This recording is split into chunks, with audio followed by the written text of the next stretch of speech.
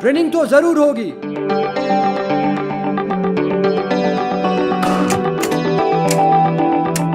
Academy का light तो solar power से ऑन हो गया, अब अपनी पावर ऑन करे।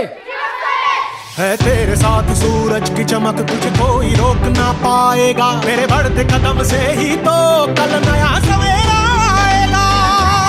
Come on guys!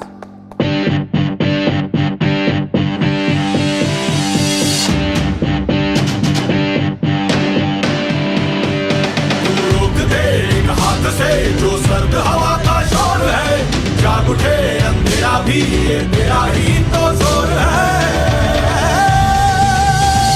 होगी रोशन हर राह, तू चल दे पावर को ग्रीन सिग्नल। जुड़िए न्यूज 18 नेटवर्क और टाटा पावर के सस्टेनेबल इज अटेनेबल मिशन से और आइए दीजिए पावर को green signal.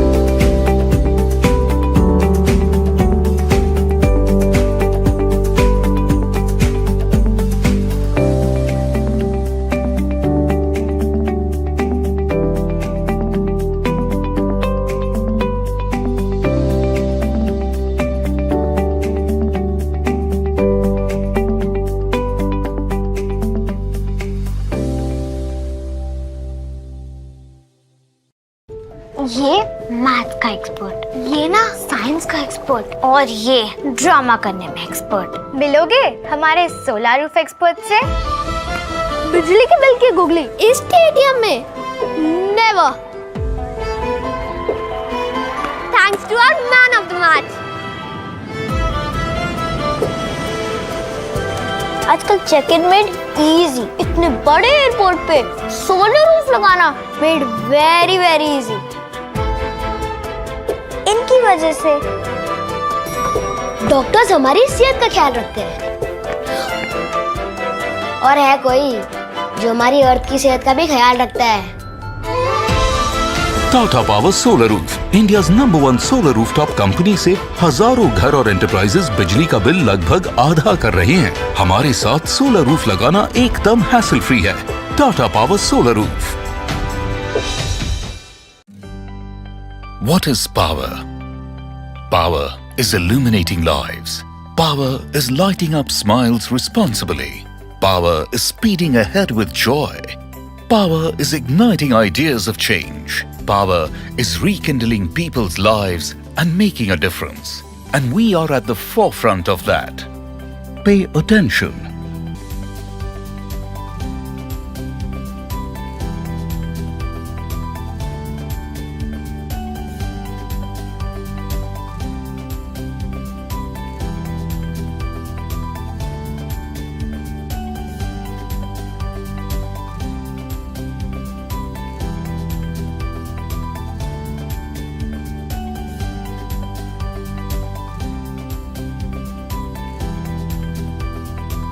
Abha is a flagship program of Tata Power which focuses on employability and livelihood generation by training semi-skilled and unskilled women on technical domains such as electricity metering, billing and collections, along with awareness on energy conservation. With more than 3,600 change agents called Abha Sakis across Delhi, Mumbai and Odisha, Abhas earn an average monthly income of 12,000 rupees. A total value chain of over 6,000 families directly benefited through the entire program. Anokha Dhaga, the corporate social responsibility initiative of Tata Power, champions women's livelihoods and micro-enterprises from grassroots communities. The initiative is aimed at building capacities of women's collectives, including semi-skilled, unskilled and tribal women to become empowered and earning members of society.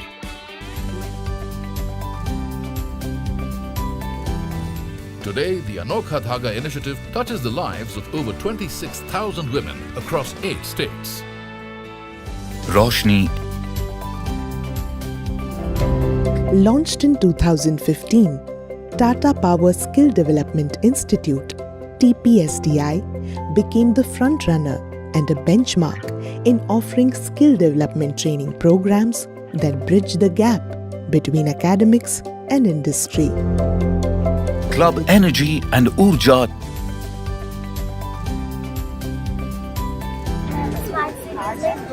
Schools में और hospitals में medicine सर्व करना semiconductor अब वो जबीन में होता है तो यहाँ पे क्या होता है सोलर पैनल से हीट आती है तो सोलर पैनल्स के तो इलेक्ट्रॉन्स को ट्रिगर करते हैं.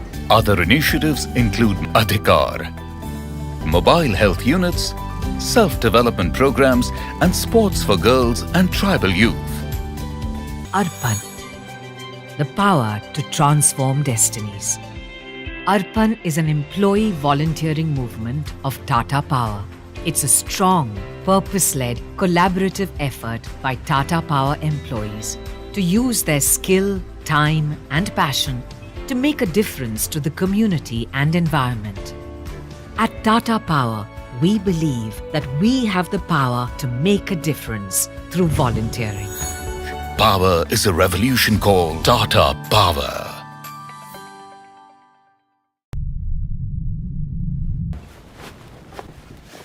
हमारे गांव में बिजली कब आएगी? अंधेरे में कुछ मिलता ही नहीं है। माँ, मेरे ग्लव्स कहाँ हैं? वही होगी। आने पोमो चार पे करने को स्लास पुंग से ते छोना दूर तो संग।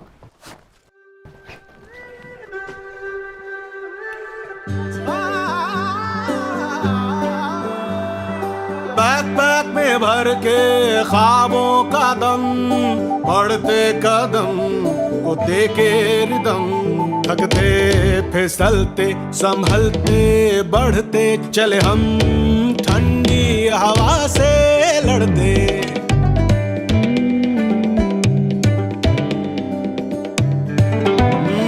दिल में अगर विश्वास है और आंखों में आस है तो कैसे ना पूरे हो ये मेरे सपने जो खास है. जुले यार आज फिर से लाइट नहीं है. ऐसे में हमारी ट्रेनिंग कैसे होगी यार? ट्रेनिंग तो जरूर होगी.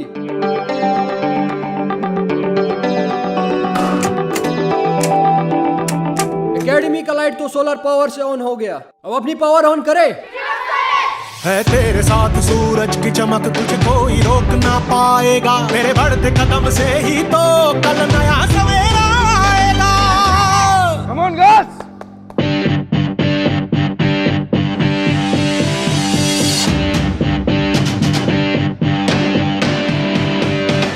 रोक दे एक हाथ से जो सर्द हवा का शोर है. जाग उठे अंधेरा भी ये तेरा ही तो जोर है. होगी रोशन हर राह तू चल दे पावर को ग्रीन सिग्नल. जुड़िए न्यूज 18 नेटवर्क और टाटा पावर के सस्टेनेबल इज अटेनेबल मिशन से और आइए दीजिए पावर को ग्रीन सिग्नल.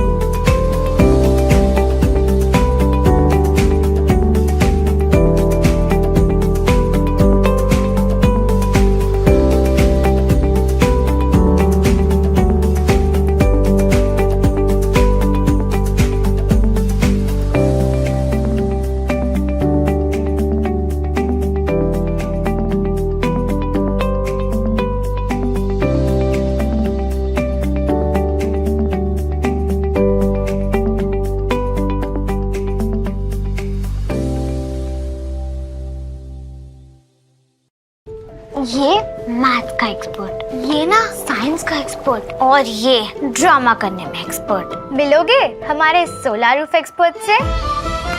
बिजली के बिल की गुगली स्टेडियम में? Never. Thanks to our man of the match. आजकल चेक इन मेड इजी। इतने बड़े एयरपोर्ट पे सोलर रूफ लगाना मेड वेरी वेरी इजी। इनकी वजह से डॉक्टर्स हमारी सेहत का ख्याल रखते हैं। और है कोई जो हमारी अर्थ की सेहत का भी ख्याल रखता है। Tata power solar roof, India's number 1 solar rooftop company से हजारों घर और एंटरप्राइजेस बिजली का बिल लगभग आधा कर रहे हैं। हमारे साथ सोलर रूफ लगाना एकदम हैसल फ्री है। Tata power solar roof. What is power? Power is illuminating lives. Power is lighting up smiles responsibly. Power is speeding ahead with joy. Power is igniting ideas of change. Power is rekindling people's lives and making a difference. And we are at the forefront of that. Pay attention.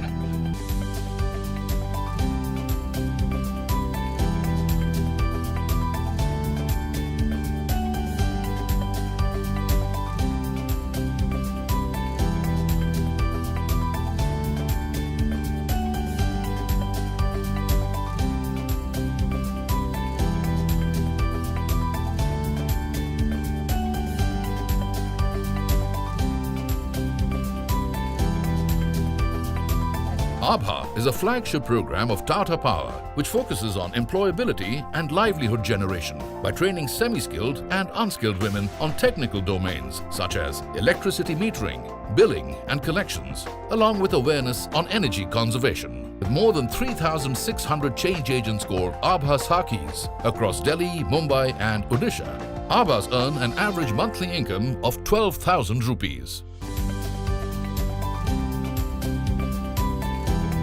A total value chain of over 6,000 families directly benefited through the entire program. Anokha Dhaga, the corporate social responsibility initiative of Tata Power, champions women's livelihoods and micro-enterprises from grassroots communities. The initiative is aimed at building capacities of women's collectives, including semi-skilled, unskilled and tribal women to become empowered and earning members of society.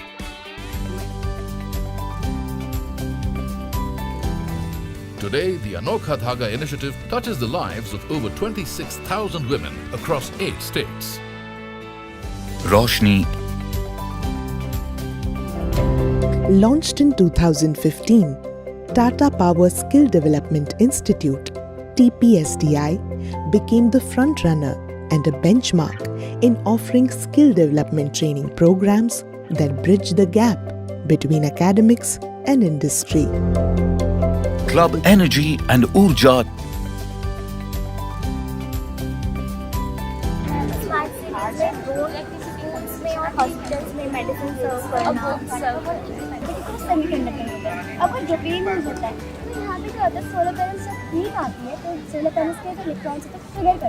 Other initiatives include Adhikar, mobile health units, self-development programs and sports for girls and tribal youth.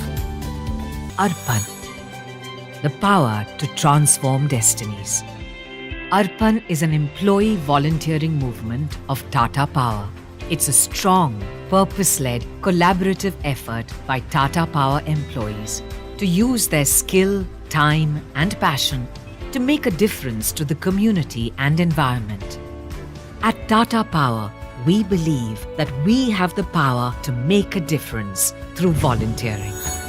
Power is a revolution called Tata Power.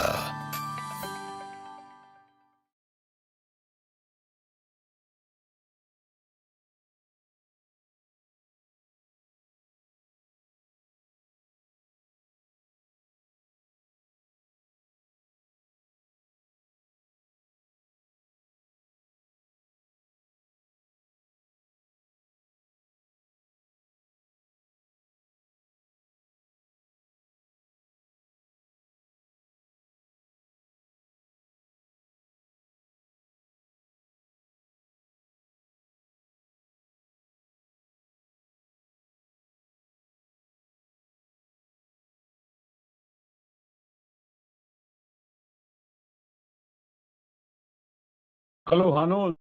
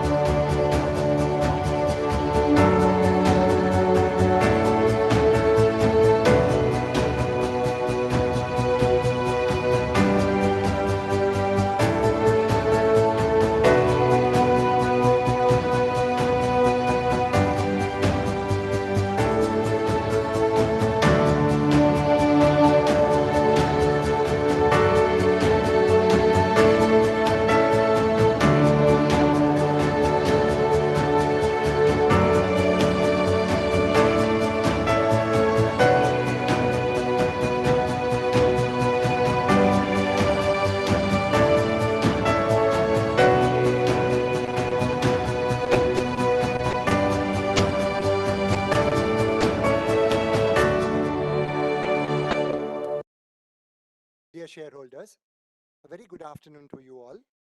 I, Anuj Mystery Company Secretary, am very pleased to welcome you all to the 104th Annual General Meeting of the Tata Power Company Limited, held through video conference. I would like to take you all through certain points regarding participation at this meeting. The facility of joining the annual general meeting through video conference or other audiovisual means is being made available to the members on a first-come, first-served basis. All members who have joined this meeting are, by default, placed on mute mode by the host to avoid any disturbance arising from background noise and to ensure smooth and seamless conduct at the meeting.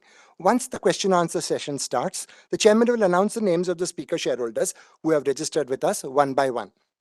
Only the audio of the speaker shareholder will thereafter be unmuted by the host. To start speaking, the shareholder is requested to click the video button on only once and wait till the video is on. If the shareholder is unable to join the video for any reason, he or she may speak through the audio mode.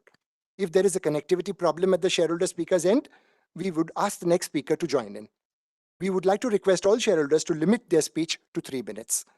During the AGM, if a shareholder faces any technical issues, he is requested to contact the helpline numbers mentioned in the notice of the meeting. Thank you. Over to Chairman. Thank you, Hanos. Dear shareholders, good afternoon to all of you, and I welcome you all to the 104th Annual General Meeting of the company. Before I proceed further, I would like to invite all the directors who have joined the meeting to confirm their participation and introduce themselves. Anjali Bansal. Good afternoon, shareholders. This is Anjali Bansal joining the meeting.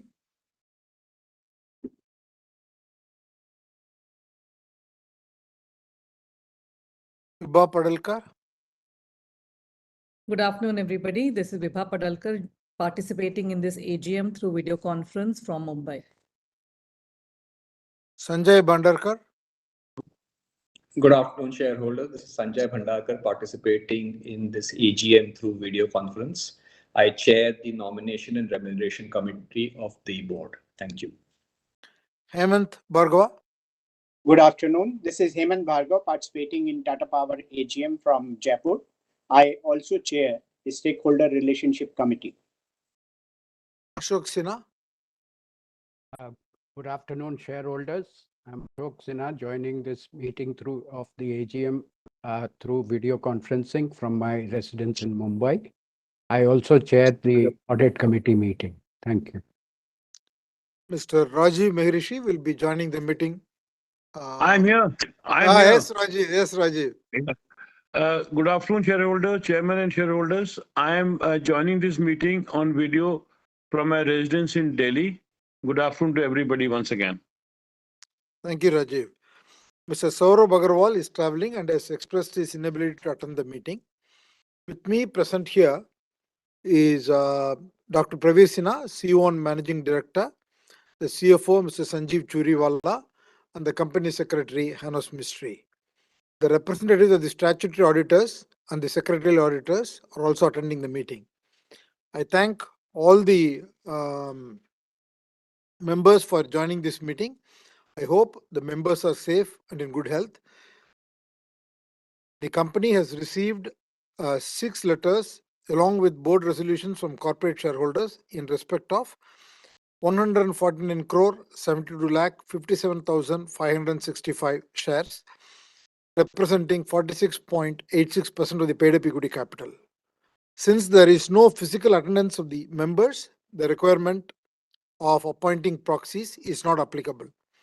The registers as required under the Companies Act 2013 and the documents that are required to be kept open in terms of the resolutions provided in the AGM notice are available for instruction. Members who have not voted earlier through the remote e-voting can cast their vote in the course of the meeting through e-voting facility. Since the notice is already circulated to all the members, I take the notice convening the meeting as read. I would also like to welcome the company's workers' union representatives to the AGM. We value their contribution and maintaining industrial harmony at Tata Power establishments. Today we have with us Mr. DC Bangera, General Secretary at Mumbai area, Mr. Rajdeep Matre, President at Mumbai area, and Mr. Rakeshwar Pandey, President at Jojobara. I also would like to take the opportunity to welcome Mr. Rajiv Mehrishi, who has joined this board effective October 28th, 2022. Further, Mr. K.M. Chandrasekhar and Mr. Banmali Agarwala cease to be directors of the company, and I would like to place on record our deep appreciation for their very valuable contribution to the company during their respective tenures. Now, before I proceed to request the shareholders for their comments, I would like to give a commentary on the current status of the company. The year 2023 globally has been an year with a lot of events, both geopolitical and geoeconomic in nature. These, especially the war in Ukraine and Russia, has led to significant disruptions in the global power markets. There was a disruption in the supply of natural gas and coal, and all of this has resulted in surge in the prices of imported coal and natural gas. However, the long-term sustainability agenda through clean energy transition has further got strengthened across markets. Globally, in the calendar year 2022, of the total spend of $1.1 trillion on the energy transitions, 500 billion was spent on renewable sector, making it the largest sector where the capital went in terms of energy transition. In India, the combination of accelerated economic growth, rising industrial and commercial activities, and shifting weather patterns propelled the peak power demand in the early months of FY23 to a record high levels of 216 gigawatts. India's power demand has been growing rapidly at about 9% in the last fiscal year, and in the last 5 years, the power demand has been growing at a faster clip than the GDP growth of the country. In spite of the higher growth, India's per capita power consumption continues to be one of the lowest in the world. In the meantime, there is a continuous push for clean and green energy transition in India. India's total installed generation capacity has reached 416 gigawatts by the end of FY23, with the growth being predominantly driven in the renewable segment. As we all know, India has a target to reach 500 gigawatts of renewable power by 2030. And I must add here that India is probably very uniquely placed because we are one of the largest economies and probably the only largest economy where all the addition of the renewable power sector is going towards growth and not for replacing the thermal energy. In terms of the company performance, company had a very hectic year. The total installed power generation capacity across categories has increased to reach 14.1 gigawatts. In line with its renewable focus, the company added 500 megawatts of capacity, taking the total operational renewable capacity to 3.9 gigawatts. With the completion of the under construction projects of about 2.7 gigawatts, we will reach a 50-50 installed capacity between renewables and the traditional power. In the solar rooftop, the company has built an extensive channel network of 450 dealers across 275 districts, providing a significant advantage. During the last quarter of the fiscal FY23, the solar rooftop, along with the captive solar EPC projects, crossed 1,000 crores, doubling from the previous year. For the full year, the company delivered a revenue of 2,770 crores, growing at 83% year on year. The business has a healthy closing order book of 1,900 crores as of March 2023 in the solar rooftop segment. The company is also maintaining a strong leadership position in the EV charging market with presence in more than 550 cities and towns across India and 127,000 registered users.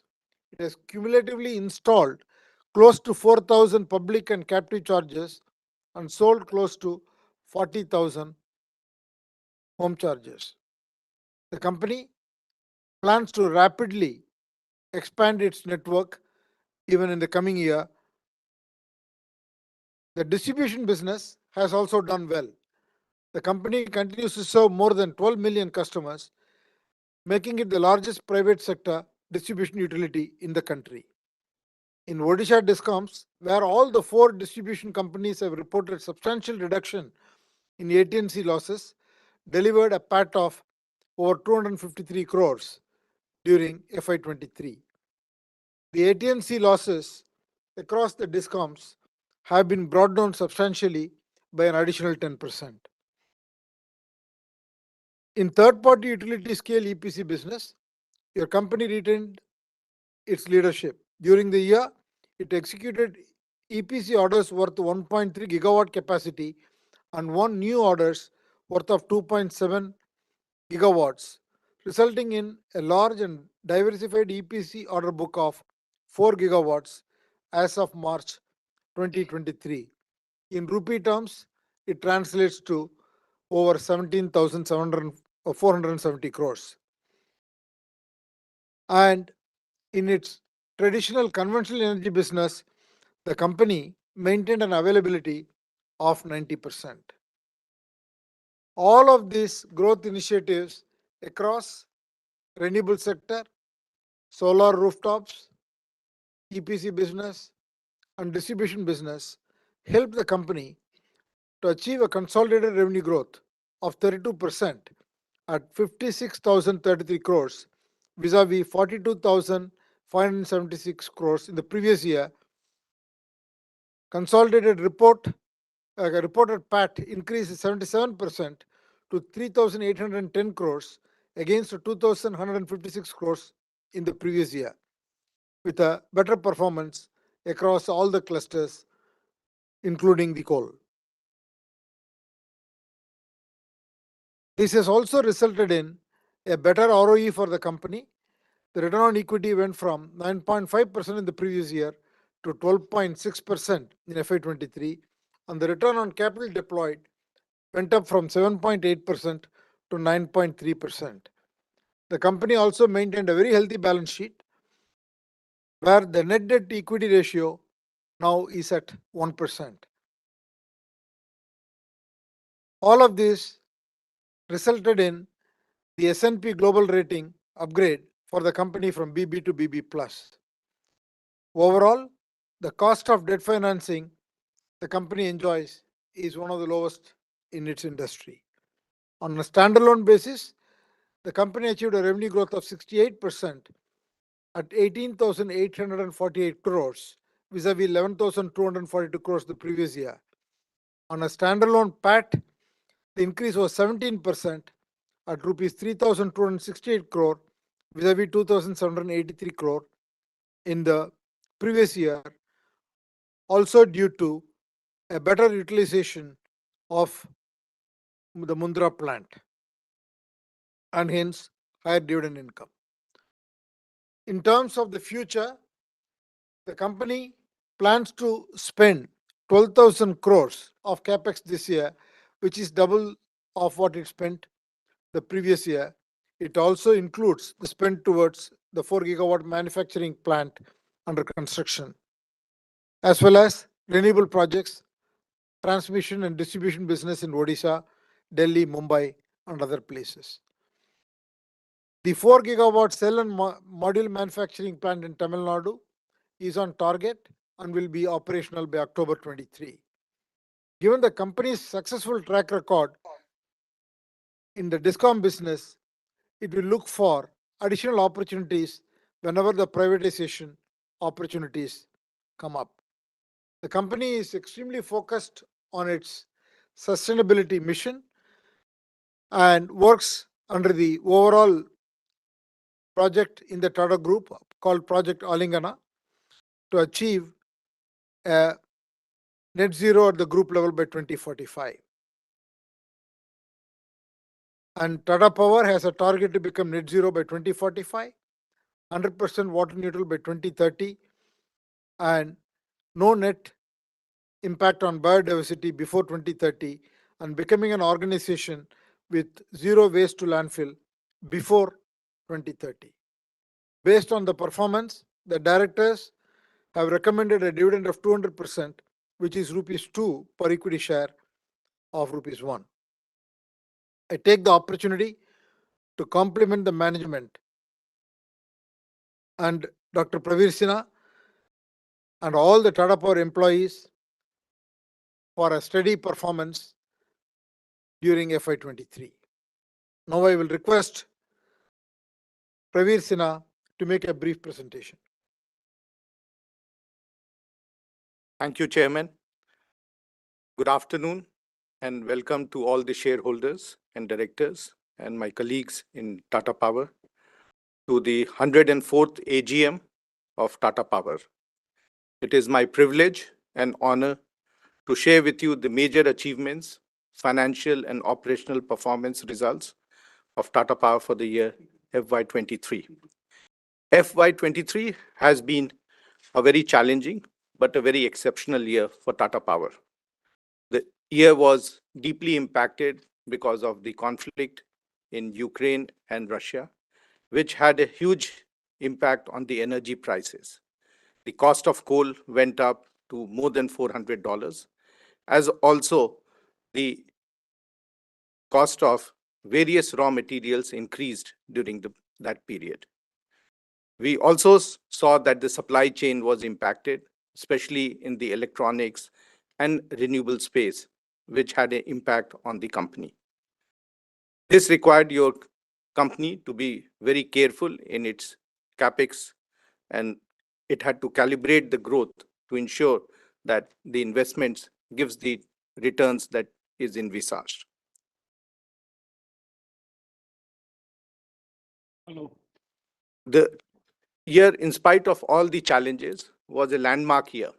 In fact, it was for the first time the company crossed a revenue of 50,000 crores, a revenue of 56,033 crores, which was 32% more than the previous year. Similarly, for the first time, the company had an EBITDA of more than 10,000 crores, an EBITDA of 10,068 crores, which was an increase of 23% over the previous year, 8,191 crores. And also, for the first time, the company had a PAT of more than 3,000 crores, a PAT of 3,810 crores, which was 77% more than the previous year of rupees 2,156 crores. All this led to better returns for the shareholders. The return on capital employed increased to 9.3% from 7.8%. The return on equity increased to 12.6% from 9%. And because of the better performance of the company, the board has recommended a dividend of rupees 2 per 1 rupee share. This better performance got also reflected in the share price of the company, where the share prices of the company in last 3 years has nearly doubled. In fact, between the time of 31st March and today, the share prices have gone up from 190 rupees to 222 rupees, which is 17%. And this is on the back of better management of the balance sheet. The debt equity has reduced to nearly 1. The debt to underlying EBITDA has reduced to 2.66 from the previous year, 3.92. And this has also been possible because the rating agencies have recognized this and have improved the rating to BB positive from BB stable. When we look at each of the businesses, our thermal and hydro generation, including the coal companies and the Mundra plant, have done exceedingly well last year. Backed by the Section 11 order, Mundra operated for nearly 8 months, where the tariff was cost reflective, which led to an increase in revenue of the company from thermal and hydro generation to 18,211 crores, which is nearly 62% more than the previous year, 11,211 crores. Similarly, the EBITDA increased to 2,900 crores, which is a 69% increase over the previous year, and a PAT of 3,649 crores, which is 152% more than the previous year. This was possible because consistent performance in each of our generating plants, the coal-based plants, as also the hydro plants, and cost efficiency that has been brought in each of the operations. Looking at our transmission and distribution business, again, consistent performance by each of our existing transmission and distribution assets, including the Odisha distribution, which has now stabilized, and the returns will improve as we move forward. The revenue of the year increased in T&D from the previous year, 27,495 crores to 34,532 crores, which is an increase of 26%. Similarly, the EBITDA increased to 3,819 crores, which is an increase of 11% from the previous year, 3,434 crores. And the PAT increased to 1,251 crores, which is an increase of 7% over the previous year, 1,167 crores. During the year, the company also acquired 2 transmission assets where the work is in progress and will get completed in this financial year, which covers the 3 states of UP, Rajasthan, and Haryana. And there has been a consistent effort to see that the performance of each of our assets in transmission and distribution becomes very stable. One of the big achievements of the company in the previous year has been the stabilization of operations of Odisha, considering that this has a very large area of 150,000 square kilometers, both urban and rural areas where the supply of electricity has to be ensured. The company has taken huge steps in terms of improving the network, as well as bringing the new technologies of SCADA and GIS and this customer relationship to ensure that better performance and service is provided. This also gives us a very strong foundation to take up more opportunities in distribution as and when that is provided and the change in law takes place on that. Similarly, a huge amount of effort has been done in reduction of AT&C losses, where from more than 30% AT&C losses when it was taken up 3 years back. Most of the places we are around 20% and will further go down as we move forward. Renewable business has been one of the growth areas for the company. In the last few years, after the new strategy was set up in 2020, the plan was that how do we enhance our presence in all the renewable space, starting from manufacturing to utility scale to rooftop solar, and also the round-the-clock solutions which can be provided. The company has done exceedingly well in the last year, and all its plants have operated at more than 98%, the wind plants more than 98, and solar plants at 100% capacity. And the effort has been that how these projects can be implemented quickly and how the capacity addition can ensure that it provides better renewable solutions to the consumers. One of the other areas where the company has been working very closely is to provide the rooftop solar solutions, not only to the residential consumers, but also to the industrial and commercial consumers. And huge amount of initiatives on group captive solutions, on open access solutions have been provided. Over the year, the company has nearly 23% market share in rooftop solar and 9% in group captive, which is expected to increase as more penetration of rooftop solar and the round-the-clock solutions are being offered to the consumers. Not only the company has been working with the Tata Group companies, but has also been able to get marquee orders from many of the multinationals who are moving towards renewables power to meet their power requirements. One of the big challenges that the company and the country had been facing was about the supply chain, especially for renewable products. The supply chain was disrupted last year, and that in a large way impacted some of the projects which could not be implemented because of the huge increase in prices that was seen from one of the countries. And it was because of this reason, the company decided to set up a 4 gigawatt cell and a 4 gigawatt module plant, which will get ready within this financial year.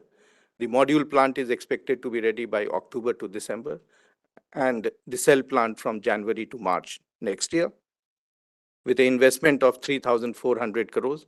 It's a state-of-the-art plant and will able to meet not only our own requirement of solutions, renewable solutions, but will also be able to sell it within the country and outside the country also. Tata Power has been taking a huge step in terms of creating the ecosystem for EV charging throughout the country.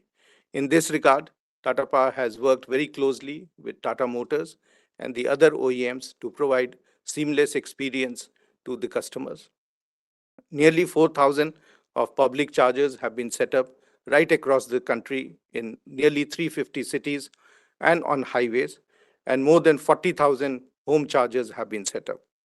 It is the preferred choice for all the OEMs and is playing a significant role in terms of providing the e-mobility solutions across the country. The company has been working very closely to use digital technology in each of its operations, in our existing operations to improve productivity, throughput, efficiency, as also in providing better customer service, smart grids, smart metering solutions, better digital solutions for the consumers to provide them real-time access on the consumption patterns, as also in terms of the overall operational efficiency that can be provided in ensuring that condition-based monitoring takes place of all the equipments.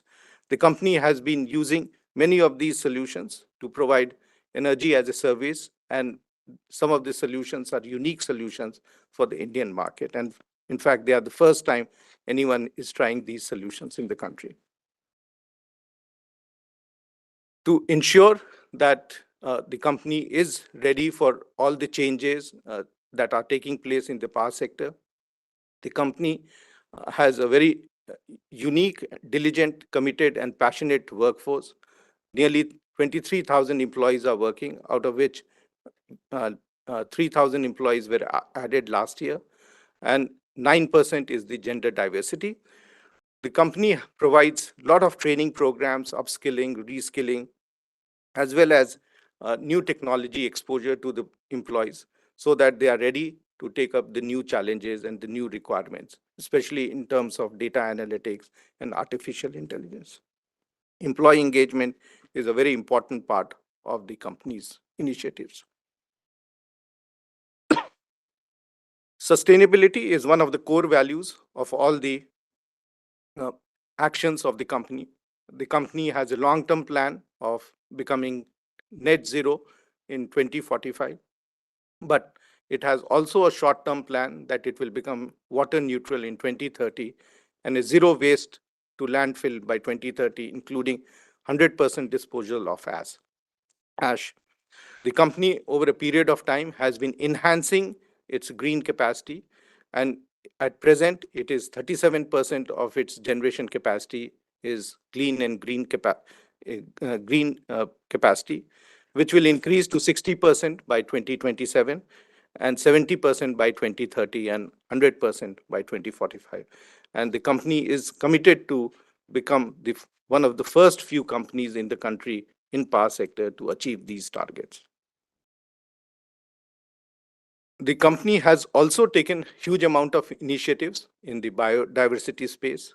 A lot of work has been done, especially in the conservation of mahasir, as also in the protection of elephants in Odisha. And many of the initiatives are again landmark initiatives of the company. The company has always worked very closely with the communities. In fact, it is one of the core values of Tata Power, as also of the group. And company works very closely with the various initiatives that it takes with the communities around the country. In all the power stations and all the site locations, huge amount of initiatives are being taken on the 4 E's, that is employment, education, empowerment, and the women's self-help group enhancement. And the new initiative on autism has also been very well received by the communities. We do hope that the purpose of the company to connect with the communities continues in future. With this, I come to an end of my presentation. Thank you. Thank you very much. Thank you, Praveer. I now request the company secretary to explain the process of voting on the resolutions in the meeting. Thank you, Chairman, sir. The Companies Act 2013 and the SEBI listing regulations provide for electronic voting. Accordingly, the company has provided its members the facility to cast their vote through the remote electronic voting system administered by National Securities Depository Limited. Facility for voting at the meeting is also provided for members attending the same and who have not yet voted. Members may please go to the voting page of NSDLE voting website and cast their vote while, at the same time, watching the proceedings of the meeting. Mr. P. N. Parekh, or failing him Mr. Mitesh Dablewala, or failing him Ms. Sarvari Shah, practicing company secretaries, have been appointed as scrutinizer to scrutinize the votes cast at the meeting and through remote e-voting. Since the AGM is being held through video conference or other audiovisual means, and the resolutions mentioned in the notice convening this meeting have already been put to vote through remote e-voting, there will be no proposing and seconding of resolutions. Thank you, sir. Thank you, Jonas. Now I will request all the registered shareholders to offer their comments, as there are a large number of speakers. I would request each shareholder to be brief and not be repetitive. Thank you. With that, I invite Dr. Arun Kumar Bopanna.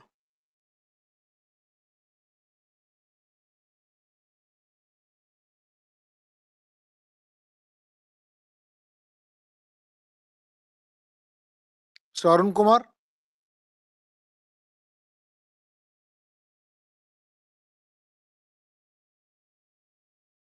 Hello. Yes, Arun. Can you hear me, sir? Yes, we can hear you. Okay. Sir, there was power cut twice. I was tense to attend this meeting today. So you said tension lene ka, I took tension. Now also the voice is not clear. Anyway, I'm glad everything is online now. Sir, AGMs are a perfect place to share our experiences, and I always enjoyed our Tata AGMs. And the presentation of Mr. Sinha is excellent. A lot of gyan, sir. Thanks for the gyan. And one particular chairman, sir, the PV plant you're putting up in Tamil Nadu is a place where I was born. So there was an emotional part that you have touched by putting a plant at Tirunelveli, my birthplace. Compliments for the significant growth in revenue and market capitalization with robust financial positions, backed by stable revenue stream and efficient financial management. For the seismic shift in clean energy pursuit with new materials and green chemicals. And sir, most of the questions Anuj has already answered. I will ask only three and close. So Tata Power, what are the international expansion plans? What is the potential for reduced power tariffs in future, considering so many tech advancements? And last year I was totally in Bangalore. A lot of EV stations have come in Bangalore. How is Tata Power putting up EV stations in Bangalore? And what are the battery storage technology that you're going to adopt? Last but not the least, sir, Anus is superannuation in January 2024. Though he may leave Tatas, he will carry values of Tatas. In shareholder memories, he will remain. In shareholder services, he was a chain. Anu is a man of conscience, steadfast, and true. Anu did excel, his work a testament to pursue. He travels adverse paths, determined and bold. With dignity, he toiled, a story to be told. All these years, it was filled with joy and delight. All future years, as his steps will shine and be bright. I wish him all the best. In conclusion, sir, Tata Power should remain a prominent player, maintaining its predominant position, being resilient with adaptability to industry demands. Sir, I finish in 2 minutes. Thank you. So, Tamal Majumdar.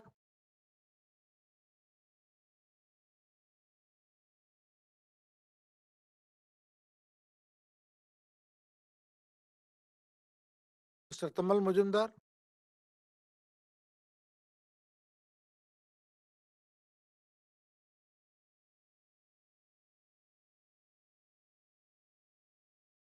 Tamal, we can see you but can't hear you. Maybe you are on mute.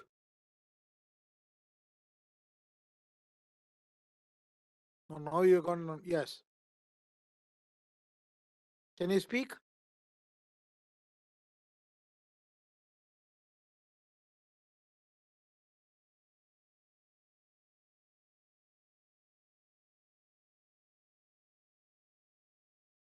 Tamal, we can't hear you.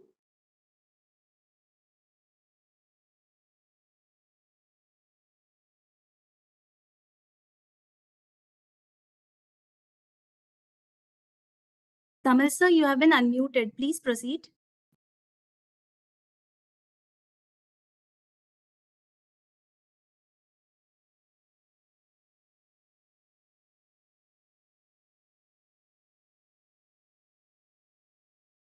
Tamal, we can't hear you. So why don't you check with to the back office? In the meanwhile, we'll go to the next shareholder and come back to you. Santosh Kumar Saraf.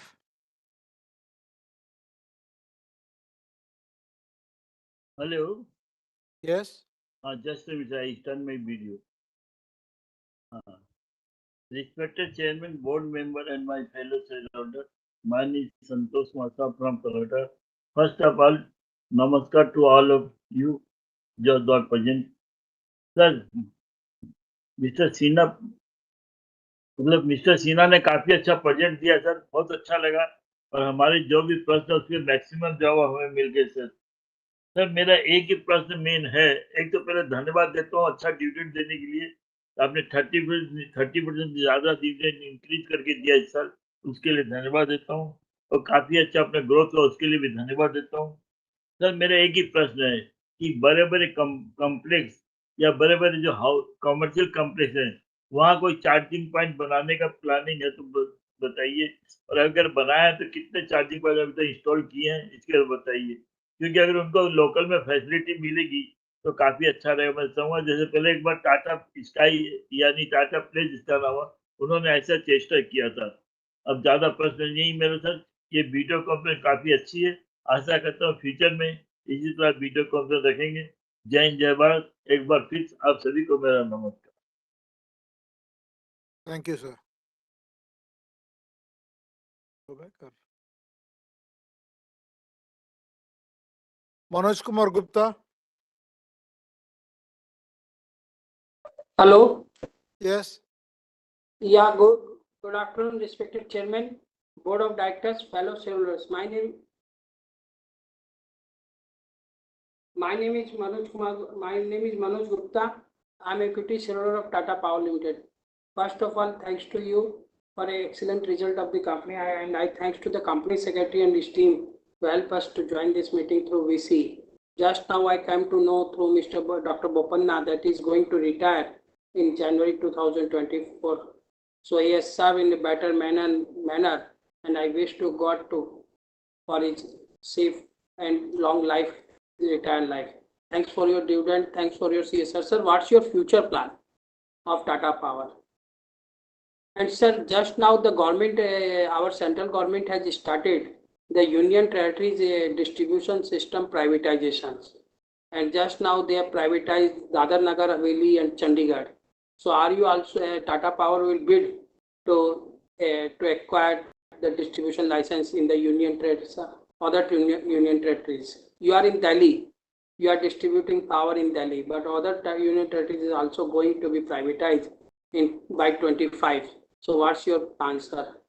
And sir, what's your plan and capex in investment plan for solar energy and green energy? Because now our beloved Prime Minister has announced in the Lok Sabha that government will give a huge benefit to this solar power user. So what's your plan in that regard? And sir, unclaimed dividend, how much shares will be transferred this year to Investor Education Protection Fund? Those have not unclaimed their shares from last 7 years. So how many shares and amount will be transferred? And sir, what steps you will take, our company will take in the distribution area to stop the hooking and the tipping by some pupils, hooking and tipping. In Delhi, I find when I go to my relative house in Delhi where you are supplying the power, I find some pupils are hooking from 8 p.m. to 6 a.m.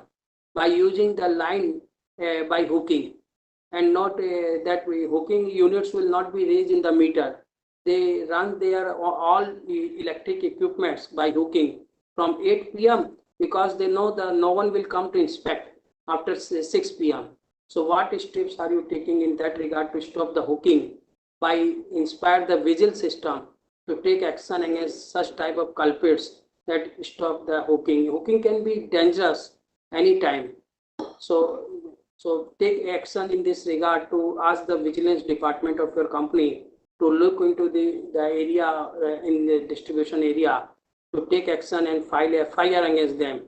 And sir, plan for any acquisition of company. Several so many power companies are in the NCLT. So have any plan to acquire such companies through NCLT? Because to spread your wings in other parts. Last but least, sir, electric vehicles recharge points by Tata Power. Have you any plan to install some electric vehicle plants, stations, recharging point in big complex and big official areas? And I thanks to you and your team. Thank you, sir. Ashish Kumar Bansal.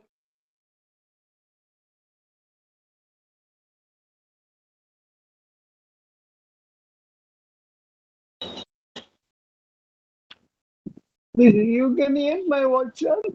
Yes, I can hear you. Respected Chairman and Board of Directors, I thank for giving my reply by email.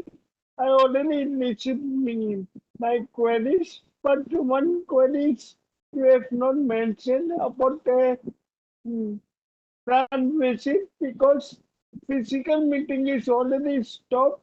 So if you can arrange for plan visit so we can meet each other, all the and yourself and company secretary also be. This is wonderful way to meet each other. That you have not given the reply of this my query. Please, I hope you will give us. Also, I humble request you to you. There are a lot of shareholder speakers out there. If you can give reply after any speaker, then I am very thankful to you because we can attend the other meeting also with them. Thank you so much. Kamal Majumdar.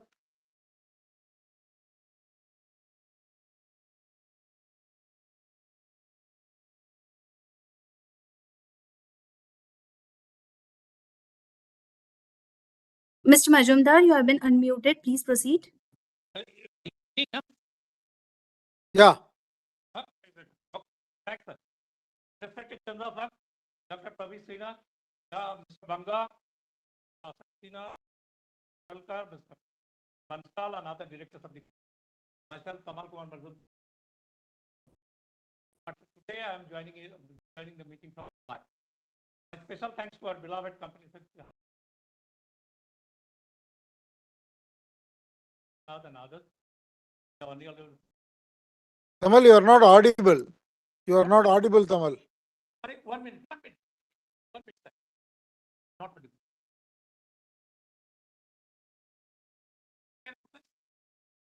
Okay. Yeah. Is it okay? Yeah, better.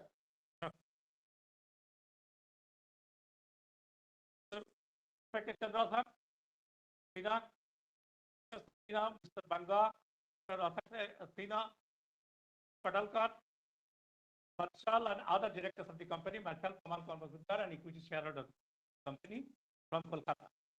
Today I am joining it from Mumbai. Special thanks to our company secretary, Anuj Mistry, and his team consists of Gerald Merno, Chandra Prasad, and others for sending the annual report well in time and for maintaining cordial relation with you. We are happy that such a wonderful person is our company secretary. Thank you, Mr. Chairman, for sharing your thoughts. Thank you, Sina, for the presentation. But I only want to say, Mr. Sina, Dr. Sina, when you were saying something that the other income increased abnormally during the year, that should also be mentioned. Not due to increase in the profit due to generation and distribution like that. I have gone through the annual report and accounts of have some queries. And as usual, take your indulgence. Company later PV standalone and consolidated mainly due to abnormal increase in income, other income, and exceptional income. Page 284. At page 375. Segment information. Standalone basis. Company profit before interest and other unallocables of 928 crores from generation, 925 crores from transmission, and negative 13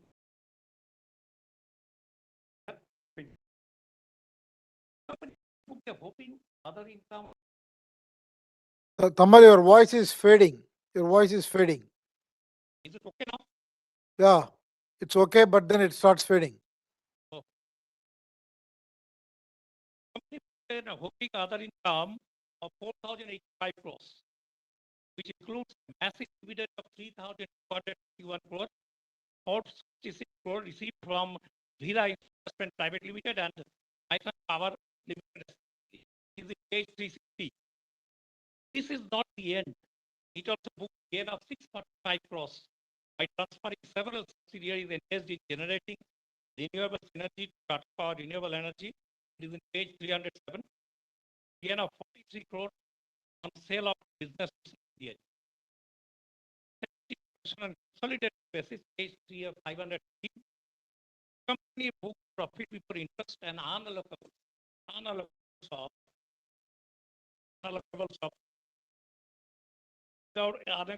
5,090 crores from generation, 1,900 crores from renewables, 1,198 crores from transmission and distribution, and a negative 308 crores from project management under others.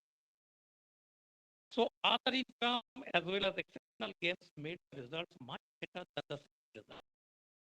Please share your thoughts in this. Why project management, etc., included under other income, other segment, on consolidated basis, book loss of 308 crores. Sir, why no directors? Why number of direct consumers in Mumbai remains stagnant at 7.5 lakh at the end of financial year 23? Sir, our company crossed 7 lakhs in 2019. Can you repeat, please? Can't hear you. Why why number of direct consumers in Mumbai remained stagnant at only 7.5 lakh during the end of 2023? And crossed 7 lakh marks during the financial year 2019. There is an addition of only 50,000 customers during the next 4 years. In policy management, the following related proposed increase of and there is a news in the Bloomberg today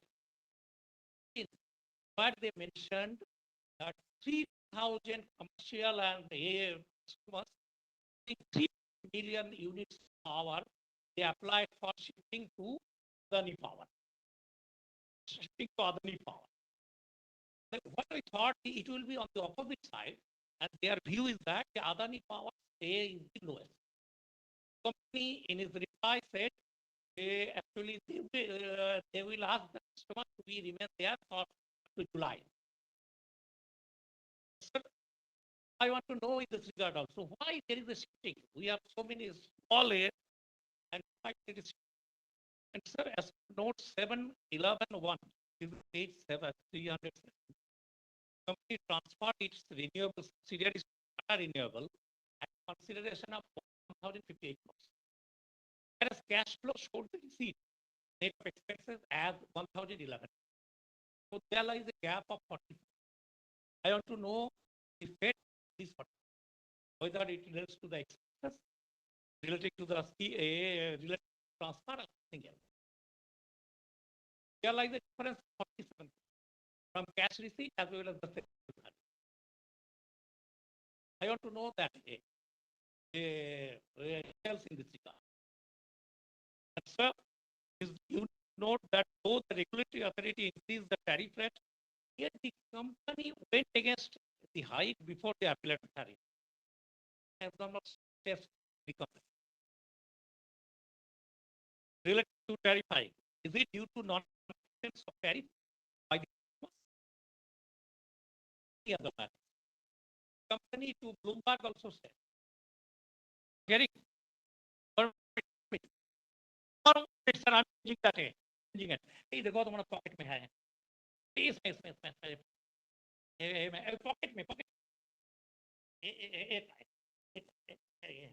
Sir, एक minute. Changing it. Sorry. Problem. Is it okay now, sir? Yeah, much better. Much better. Sorry. Sir, it is unique to know, and earlier I said, yes, per pin note 7.11.1, 307 page. Company transferred its renewable subsidiaries to the Tata Power Renewables at a consideration of 1,058 crores. Cash flow statement shows that the company received 1,011 crores. So there is a gap of 47 crores. I want to know the fate of this 47 crores. And sir, it is unique to note that though the regulatory authority increased the tariff rate, yet the company went against it and before the appellate authority for staying up the increase of tariff. This is an unique case in India, when everybody is asking for increase in power, the company went for staying up that increase. What is the reason? Is it due to non-acceptance of customers, a tariff by the customers, or any other matters? And sir, in this regard, I want to mention that in the report of Bloomberg, your company representative said, due to those who applied for the transfer, they said, wait for up to July, because we applied for staying of the rate, and the hearing is complete, and we are expecting order in July. It's a unique case, sir. I am following the power companies for a long time, but I never came across such thing. A company is applying for staying of the increase. I want to know your view in this regard.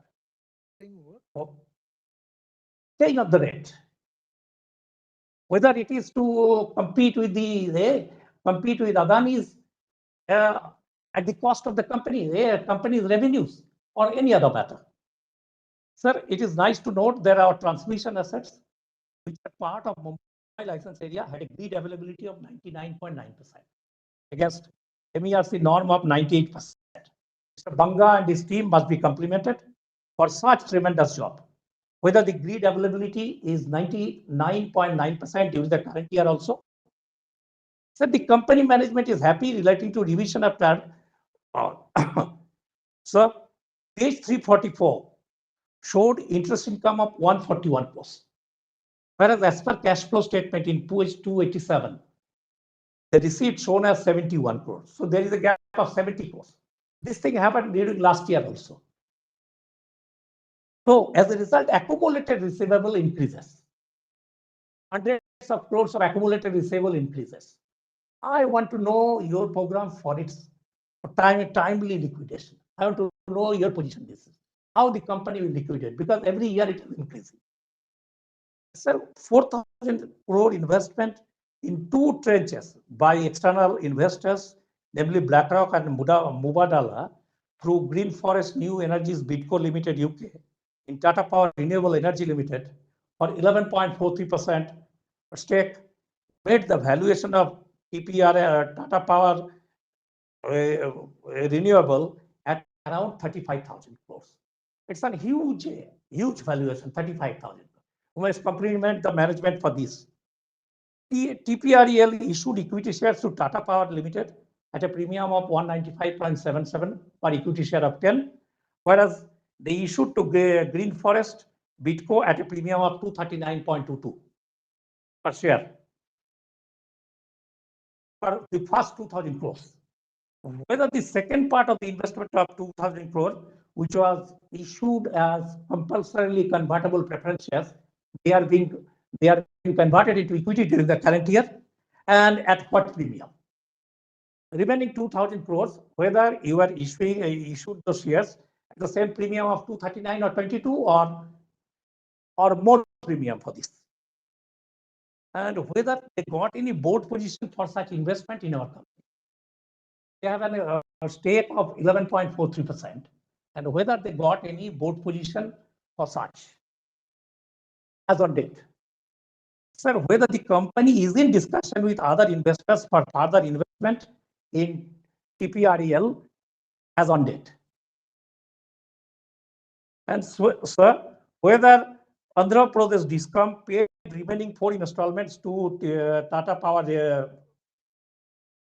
Renewables as on date, and what is the present status of the SLP filed by them against the said claim, and what is the status of merger of Walham, Walhwan and its 19 subsidiaries, Tata Solar Systems Limited and others with the Tata Renewables, which the board decided on 23rd January 2023.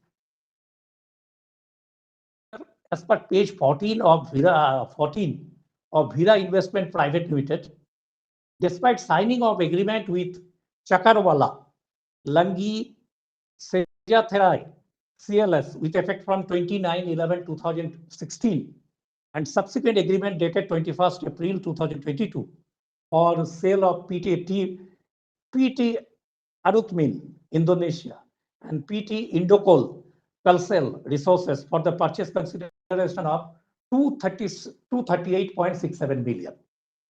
But the investment was not disposed till 31st March 2023, and the company received rupees 201.89 million US dollar as an advance for PT Atruman.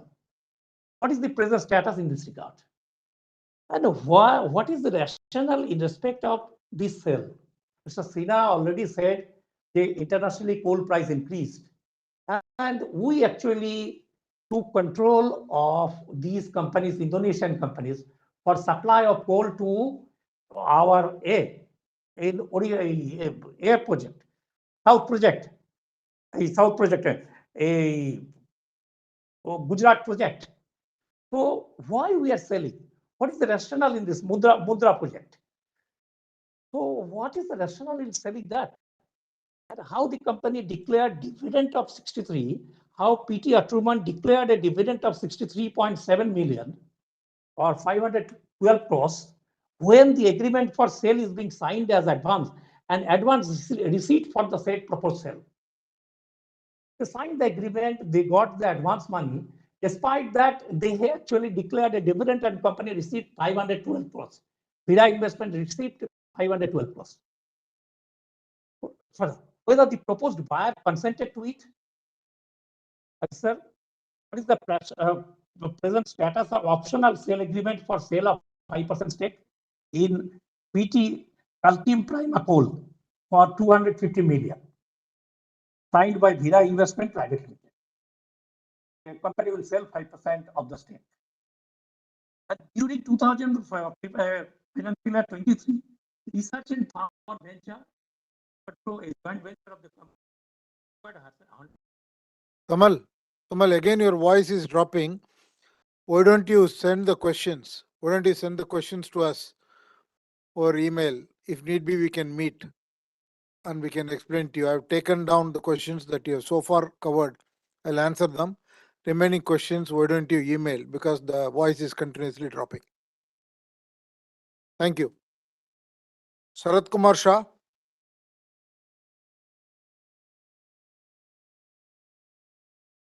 Hello.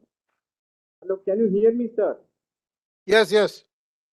Sir, Kamal has understood that generation and distribution requires transmission. Without transmission, generation and distribution cannot be done.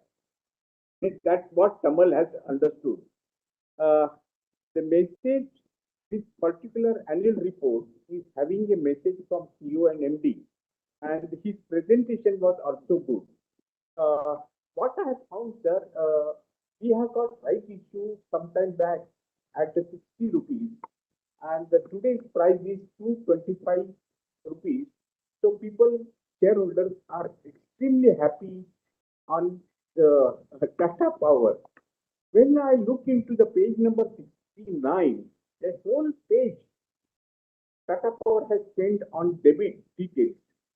And to get rid of the debit, right issue is the best, like Indian hotel, and the share price also today is definitely helps for its right issue. Sir, last year, if you just see the balance sheet, the employment cost is greater than the PAT, and which is not acceptable. But this year, the Tata Power has improved the results, and the PAT is above the employment cost. And what I personally feel, to remain in the profit, to have good earning per share, you have to see that you limit your employment cost and at the same time increase PAT. Another thing what I found in the balance sheet, every company needs finance. Why not the Tata Sons start his own finance company to finance all the Tata Group companies? And what I found, sir, calculation of EPS on page number 354 is given in detail, properly given, but it doesn't tally with the standalone and the consolidated earning per share what they have given. So please see that the details in the balance sheet tallies with each page, each entry.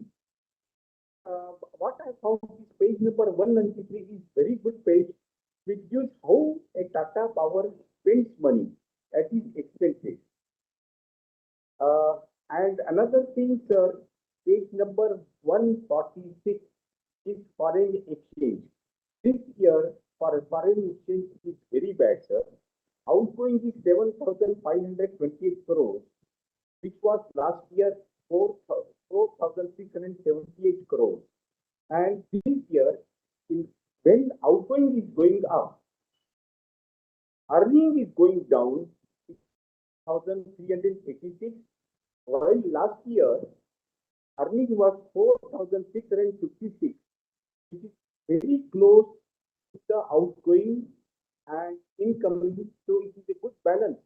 Why this year this balance we have missed out? And because the country needs foreign exchange, and if we lose the foreign exchange from a Tata Group company, it is definitely not good.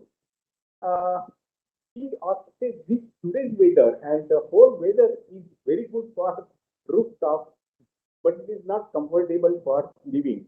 And another thing what I found, rooftop is not affordable to a small consumer. Now in Mumbai, we have got PNG. So I will always prefer PNG over rooftop. And what I found, sir, we talk about solar power and other things, but my company has got 63% thermal generation. And what is a income of thermal income revenue from Mumbai distribution is only 6.2% of the total revenue. And if I see in a reverse way, Odisha contributes to our revenue to 77.5%. So definitely what I feel personally that it is a good commercial decision to stop thermal generation of Mumbai. And another thing is that we have got our company secretary has given me the details of section 11. Because of the section 11, it's really helping Tata Power to run Mundra plant in profit, sir. And we can generate whatever maximum thermal power still government allows and still government gives us to import coal. And we can, government says that you generate power, you import coal, and we will see that you make profit. So it is a good proposal from section 11, sir. So definitely we should take advantage of it.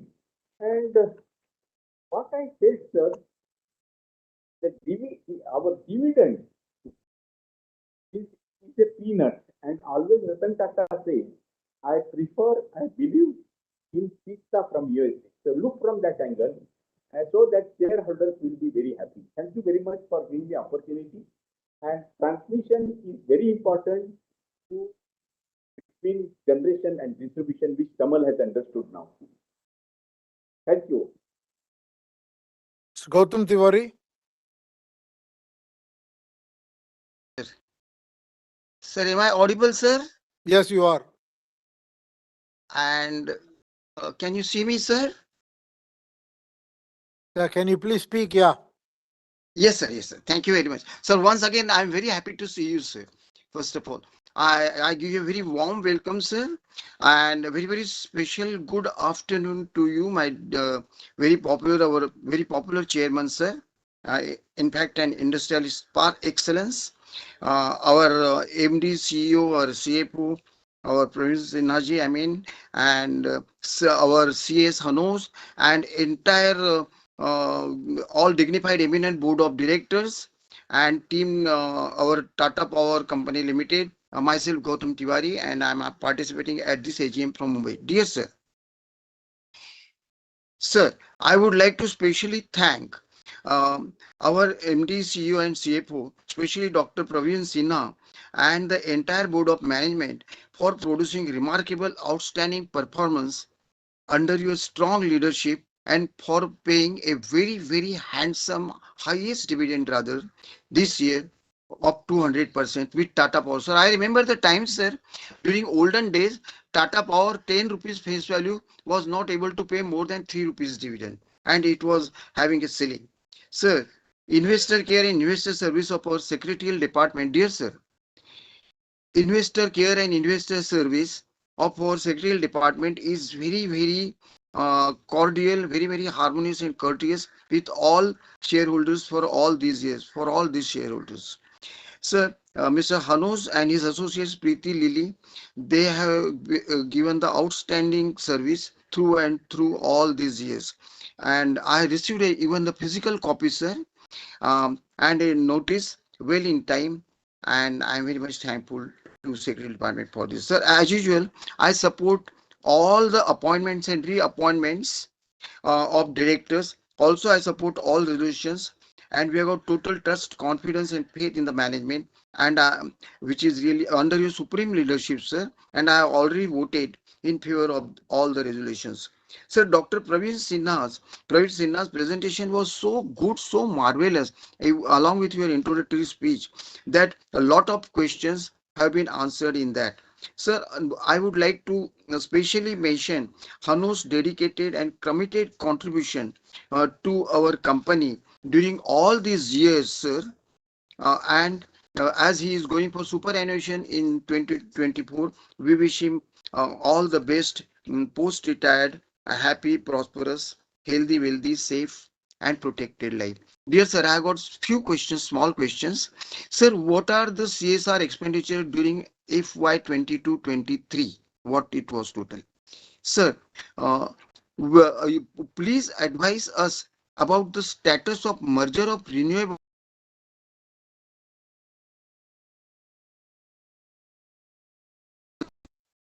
What is the progress of installation of EV chargers in India? Sir, how many employees do we have total in our company right now, along with along with the segregation of males, females, and the handicapped employees? And sir, we have learned from Mr. Praveen Sinha's Dr. Praveen Sinha's speech about the green energy program of our company. But I would like to know, sir, about our company's future plan for the solar energy, as the government is going to give lot of concessions therein. Rest all is very good, sir. I once again wish you a very, very good, very happy and prosperous and very well future for you, and for a very bright future for the company. Thank you very much, sir, for patiently. God bless you and our blessings to you always and all the time with all our compliments. Thank you very much. Thank you, sir. Deepika Pasari.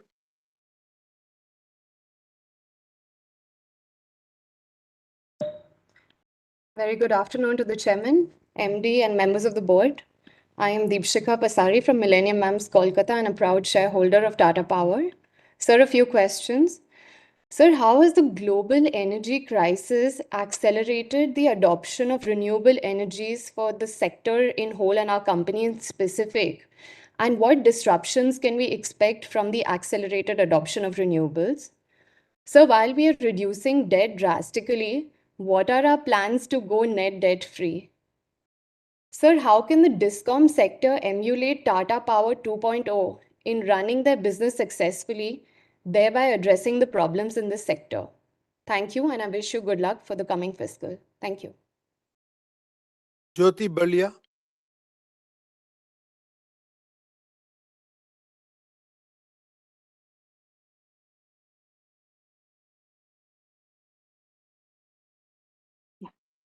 Good evening, sir, and the members of the board. I am Jyoti Burlia, a proud shareholder of the company and a member of Millennium Mams, Kolkata chapter. Sir, our company is becoming a consumer-oriented company. I'm not talking about our customers in power sector here, but I'm talking about our consumers for our products like the rooftop solar panels, solar pumps, easy home, easy charge, sorry, and smart meter. So these are very excellent products, but our visibility in Eastern India is low. So I would like to know what is the target in this area and how do you plan to increase our visibility in Eastern India? Thank you, sir. Thank you. Sunanda Avasti.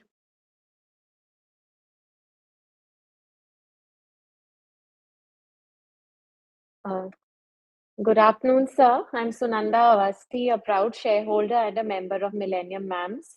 At the outset, sir, I congratulate you and your team for the company's outstanding performance in the difficult times of a global energy crisis. I have two questions, both related to the renewable energy sector. Firstly, what are the margins expected in the business? Also, why is the maximum focus of renewable energy in the solar business? Secondly, energy storage is the weakest link in the renewable energy sector.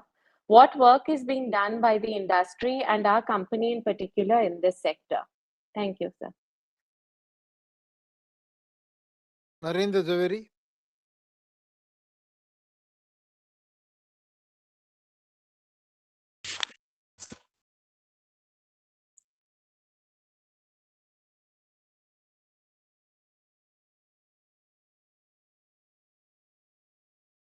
Mr. Zaveri.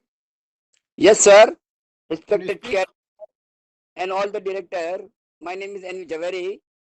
Sir, you have reported in your director report that profit is little bit higher because of losses are lower in the Mundra project. So we would like to know whether the Mundra losses can be controlled or not controlled.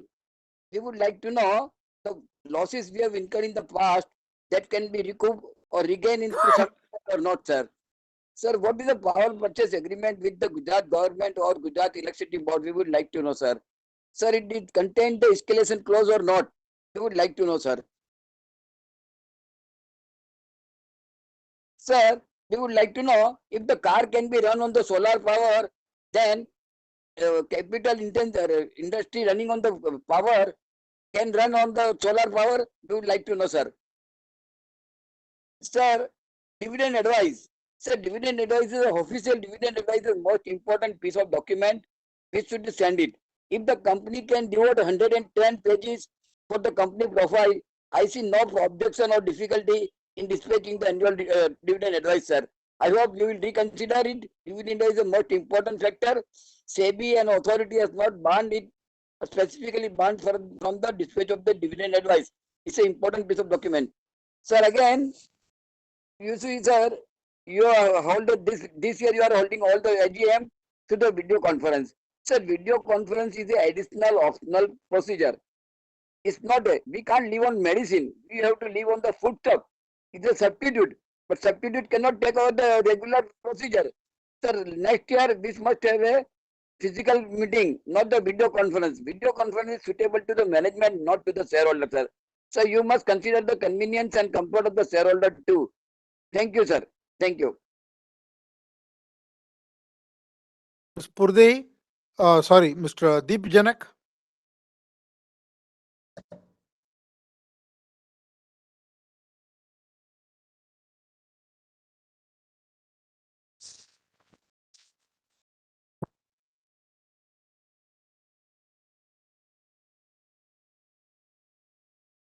Yes, sir.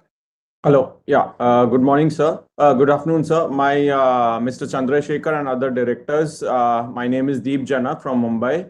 I thank Mr. Hanos Mistry, Company Secretary, for registering me as a speaker. I also thank Mr. Hanos for his excellent service provided to shareholders during his years in Tata Power and wish him good luck. I'd like to congratulate Mr. Sinha for completing 5 years in Tata Power. Under his stewardship, the company has done excellent progress. Tata Power has delivered strong performance in FY23, 14th consecutive quarter in which company has shown an profit and well-deserved award for best CEO in power sector. On Mudra, our ICB power plant, currently to meet the anticipated demand, Section 11 is imposed for 3 months and it has been extended till 30th September 2023. Any receivables which are outstanding under Section 11 from previous year and this year, Section 11 is just a temporary solution in short term and good for the company.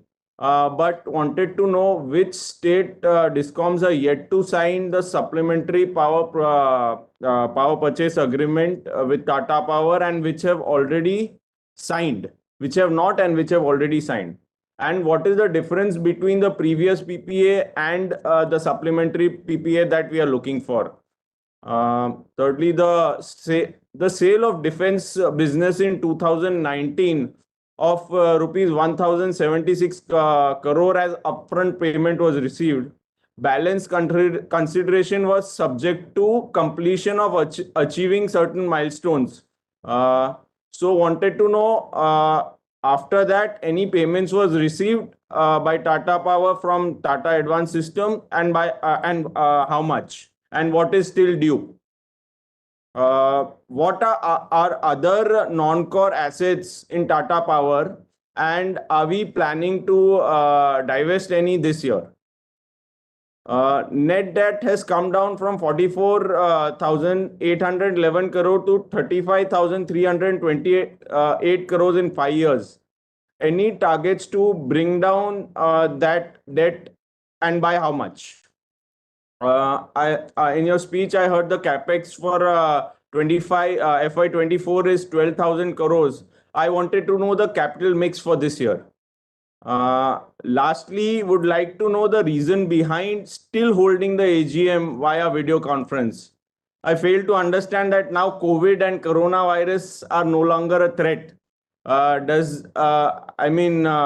It's no need for the company or the management to keep it online. And I understand conductive AGM is via video conference is helpful to other shareholders outside Mumbai. So why can't we do a hybrid meeting that involves a mixture of in-person and remote attendees? Thank you for patient hearing. Thank you. Ms. Purdehi?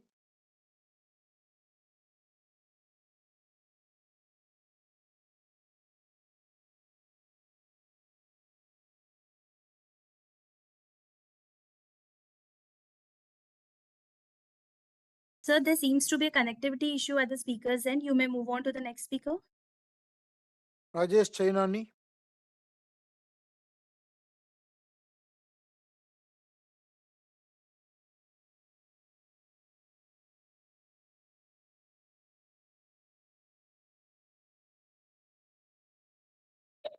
So, Mr. Chainani has not joined the meeting. You may move on to the next speaker. Mr. Ravichandran?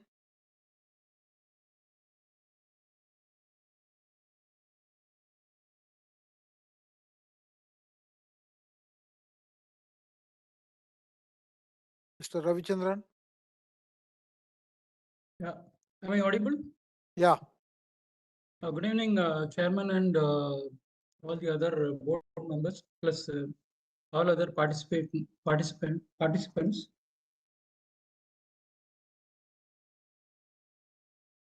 My first query is, see, you have listed out the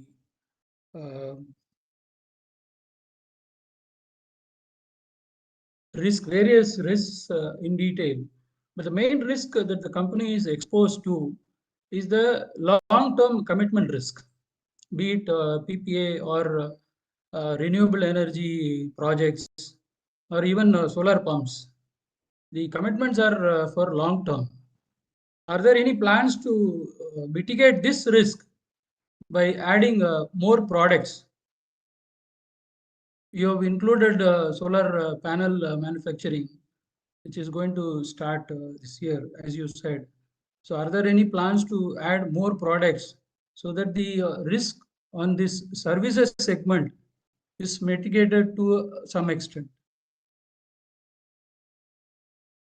Sir, one more request. Some of the queries are not answered.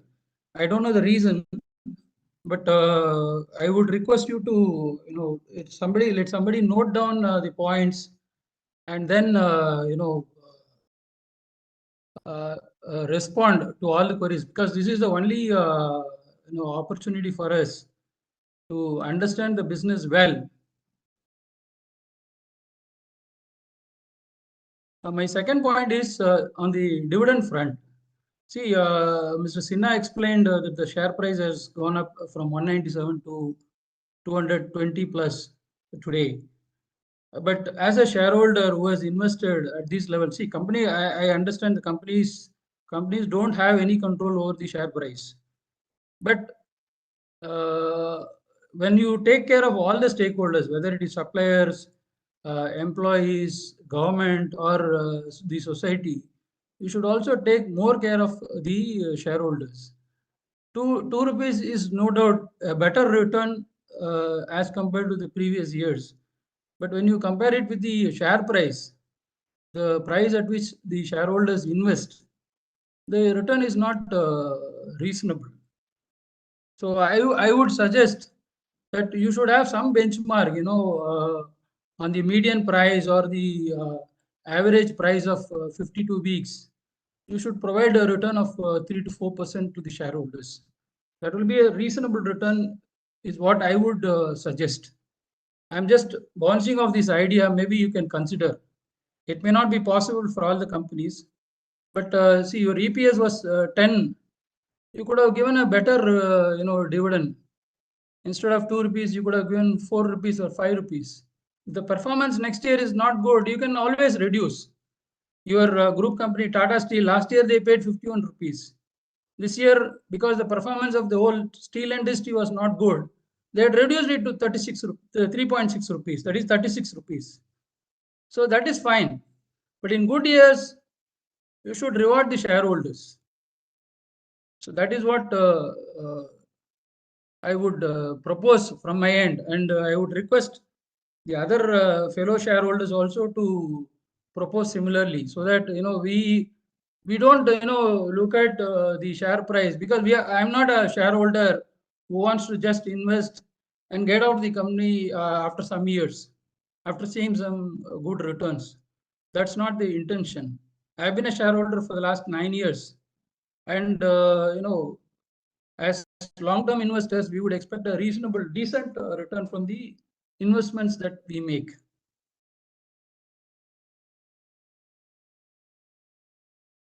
And in the 100th year, at least we would have expected a special dividend or a bonus, but that also did not happen. So at least on special occasions like 100 years, 60 years, or 75 years, companies should consider rewarding the shareholders in a specific manner. That's all my points. I had a few other points, but I'm not able to open the file. Anyway, I wish the company good luck in future. Thank you. So Srinivasa Rao.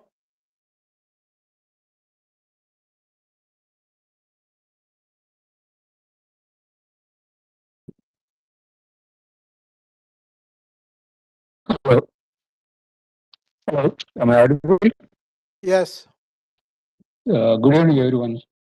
My query is whether Tata Power encouraging rooftop solar power establishment for residential houses or discouraging.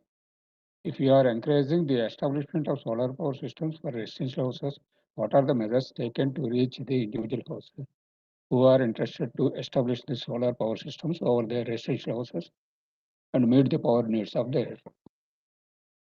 So this actually, I'm putting this question because based on my experience with one of the channel partner. Actually, I thought it is Tata Power directly, but recently I came to know there is a channel partner. So is there any proposal to increase the competitiveness by increasing the channel partners? That is also you should, see that. And another query I put is EV charging stations at the parking lots. Because I am from Hyderabad, so I didn't find any EV charging stations at the parking lots. Because when in the malls and cinema theaters, you see a lot of vehicles will park to watch the movies, and they will spend 2 to 3 hours. So that is the time to charge the vehicles. So if EV charging facilities are there, that will be a good opportunity. So that's all. Thank you. Satish Shah.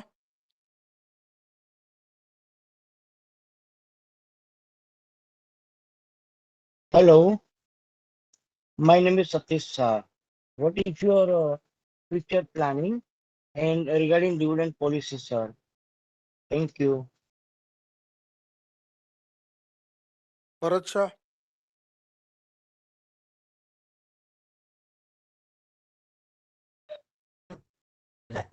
Hello. Yeah, Bharat Shah and Smita Shah. Yeah, sir. Smita Shah and Bharat Shah, sir. Thank you. माननीय chairman sir, Chandrasekaran जी, MD Shri Pravir जी और अन्य मान्य director sir, मैं बम्बई से स्मिता शाह बात करती हूँ। नमस्कार सर।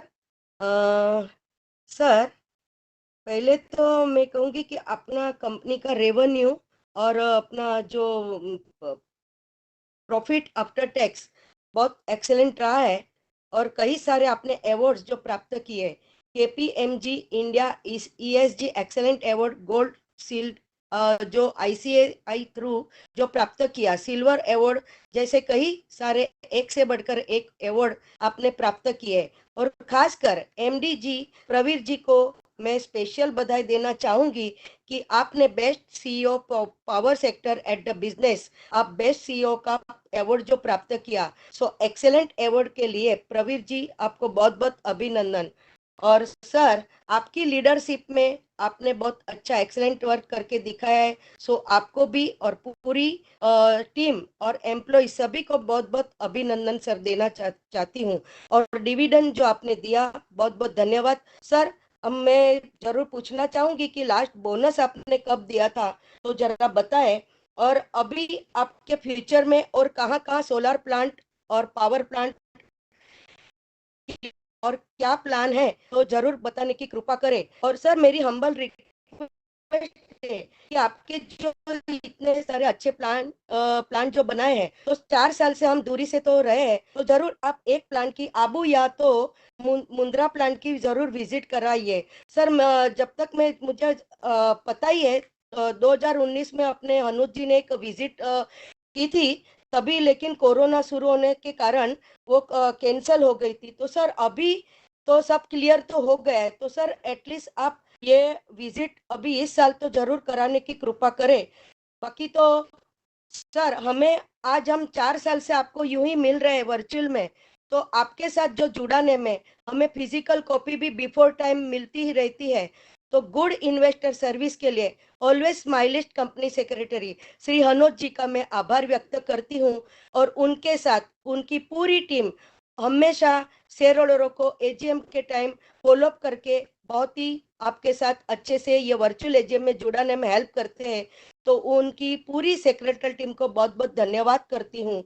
और सर, बाकी तो मैं जरूर कहूंगी कि आप आज अपनी 104th एजीएम है, माना हम जब भी कोरोना से शुरू हुआ, हमारा 101 एजीएम के साथ आज 4th वर्चुअल एजीएम होने जा रहे हैं और हम और आप यही दूरी से मिल रहे हैं।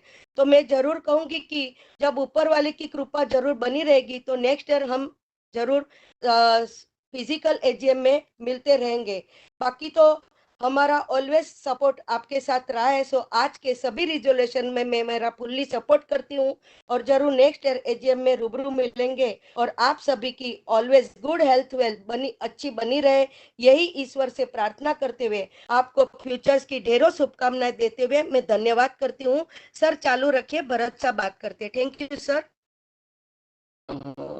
माननीय चेयरमैन श्री, सर आवाज आ रही है ना मेरी? Yeah, we're able to hear you. माननीय चेयरमैन श्री चंद्रशेखरन जी और अन्य माननीय डायरेक्टर सर, मेरा नाम भरत शाह, मैं सर बरसों से आपका शेयर होल्डर रहा हूँ, बरसों से एजीएम अटेंड करता हूँ सर। आपने बहुत टाटा ग्रुप ने और आपने सर बहुत न्यूट्रली कंपनी चलाई है, शेयर होल्डर को हमेशा अच्छा रिटर्न दिया है सर, शेयर होल्डर को रिस्पेक्ट दिया है और शेयर होल्डर को अच्छा रिटर्न दिया है सर, तो मैं बहुत बहुत धन्यवाद मानता हूँ। और मेरे आगे शेयर होल्डर ने बहुत कुछ बोला है, तो कंपनी बस आगे बहुत अच्छी चले और ये साल से भी और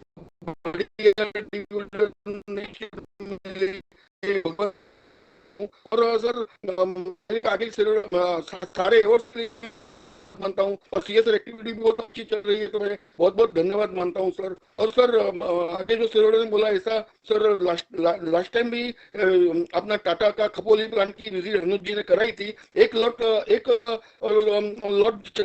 था और दूसरा तो ये को जरूर आप विजिट करने की, मुंद्रा प्लांट कपोली प्लांट की विजिट कराने की मेरी आग्रह भरी विनंती है, तो जरूर ये साल विजिट कराना। और आपको जरूर एजीएम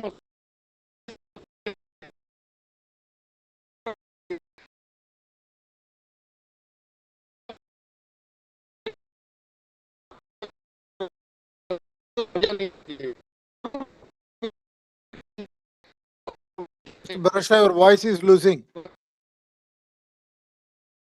सर जरूर फेस टू फेस मीटिंग रखना नेक्स्ट ईयर। और सर आपकी आगेवानी में कंपनी बहुत आगे है, तो मैं आपका भी बहुत बहुत धन्यवाद मानता हूं सर। और सारे रिजोल्यूशन में सर मेरा पूरा और हनोज जी मिस्त्री और उनकी टीम के राज्य और पूरी टीम को भी मैं बहुत बहुत धन्यवाद मानता हूँ। बहुत हार्ड वर्किंग टीम है, हमेशा सेक्रेटरी टीम हमेशा सपोर्ट करती है शेयर होल्डर को और रिस्पेक्ट देती है, तो मैं पूरी हार्ड वर्किंग सेक्रेटरी टीम को धन्यवाद मानता हूँ। और सारे रिजोल्यूशन में सर मेरा पूरा सपोर्ट है। Thank you very much, thank you. जय हिंद सर, थैंक यू, जय Hind. Mr. Bimal Kumar Agarwal.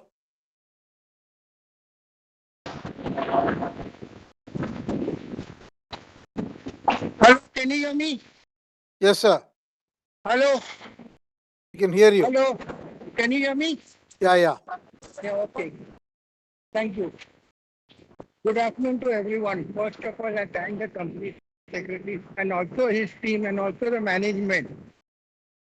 As I've already had all the speakers have asked my question, only one question I got to be asked. What's the valuation of a company? And regarding demand, I'm speaking. Sir, please try to understand the problem of the shareholder and try to tell the SEBI or government to simplify the procedure. That's all from me. Thank you very much. Lekha Shah.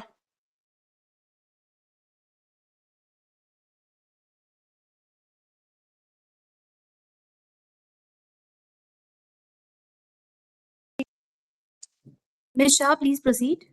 Hello, can you hear me, sir? Yeah. Thank you, sir.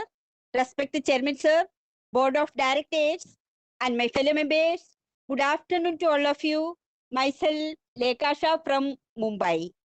First of all, I'm very much thankful to our company secretary Hanodji for sending me the AGM notice well in time, which is full of knowledge, fact and figures in place. Sir, I would like to all the personnel of company for receiving awards and recognition by the various plans during the year 22 and 23. I'm glad the company is doing very well in the field of CSR activities. Thank you, Praveen Sinha for such a informative and wonderful presentation. Thanks for the dividend, sir. Sir, I would like to ask few questions. My first question is, our company is largely coal-based. What steps taken by our company for utilization of alternative sources of energy like solar, etc.? How many power generating plants we have throughout the company? So I strongly support all the resolutions for today's meeting and my best wishes always our company and its prosperity. Sir, I hope the company will continue video conferencing meeting in future. Thank you, sir. Ajay Kejriwal.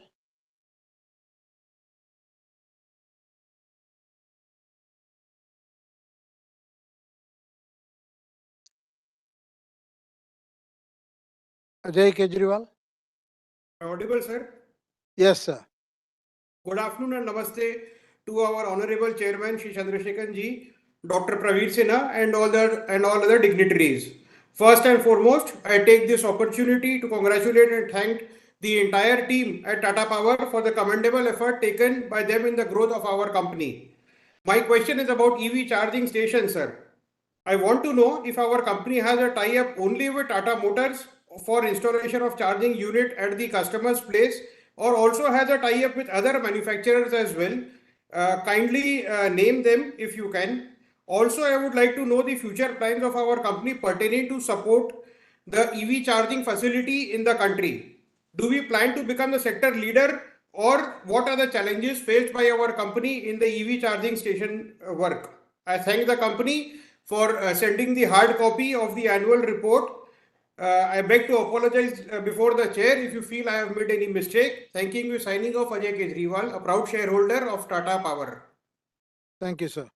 SP Besania.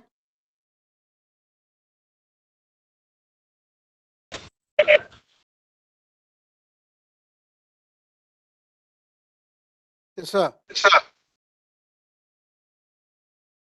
Chairman, sir, I am Aspi from Bombay. Sir, at the outset, I congratulate the management on reasonably good results in spite of all possible constraints in the economy. So, what sort of future do you envisage for us, considering the EV vehicles? Are you prepared for hydrogen also? So, thank you very much and all the best for the future.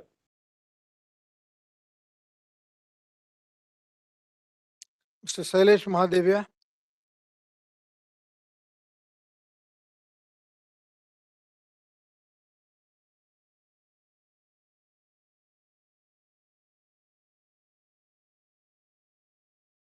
Sir, Mr. Mahadevia.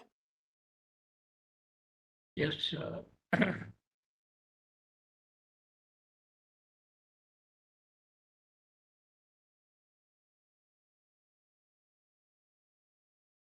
Yeah. Respected Chairman, distinguished directors, the entire management team, and the members. Sir, firstly, I would like to congratulate the entire management for excellent result in the year 22-23, and the same has been very well reported in our annual report of 568 pages. And our managing director has also given an excellent, concise presentation right in the beginning of the meeting. And sir, our also report is integrated, giving details of increase in value during the year on all the 5 parameters. Sir, we have also contained BR and SR report, which enhances the value of the report. And, sir, I would also like that our managing director's contribution on behalf of Tata's in the Indian capital market and amongst the rating agencies is very high. He is often invited to participate in webinars organized by CRISIL. Sir, I also appreciate the help from our company secretary for making these things possible. So now I wish to put some questions with a view to increase my understanding and appreciation of the work done by company. Sir, my first question is regarding BR and SR report. Unfortunately, I don't find 3 vital information. Number 1, what is the paid up capital of the company? Sir, number 2, who is the person in charge of BR and SR report? And sir, thirdly, whether BR and SR report is a standalone basis or on consolidated basis. Because Indian Hotel is on standalone basis, while Tata Chemicals is on consolidated basis. Sir, if you can clarify on this point. Sir, my next question is regarding ISO 50,000. Sir, how many of our plants are enjoying ISO 50,000, which are for the most efficient production, distribution, and utilization of electric power?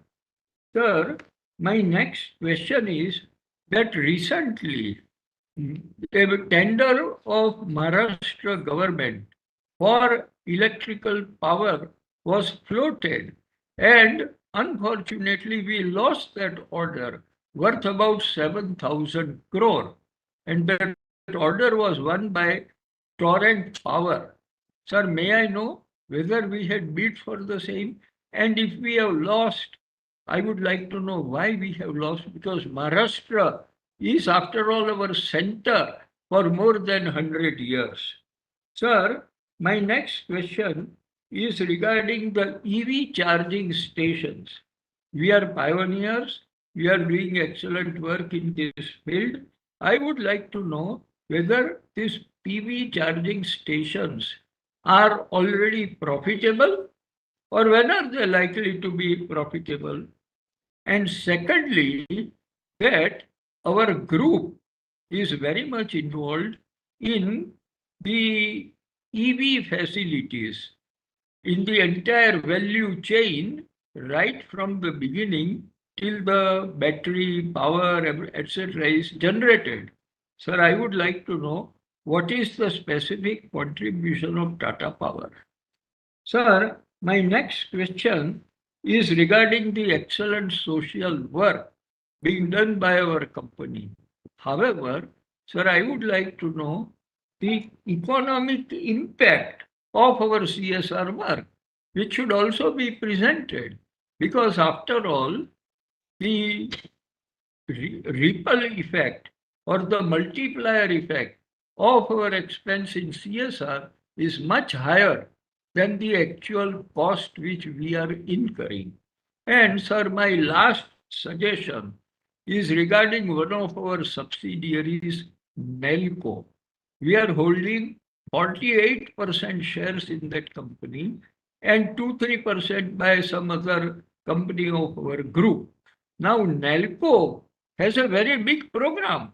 After all, we are connected with the work of ISRO, and ISRO is privatizing in a very big way, particularly in low and medium range of satellites, which is now open to the private sector.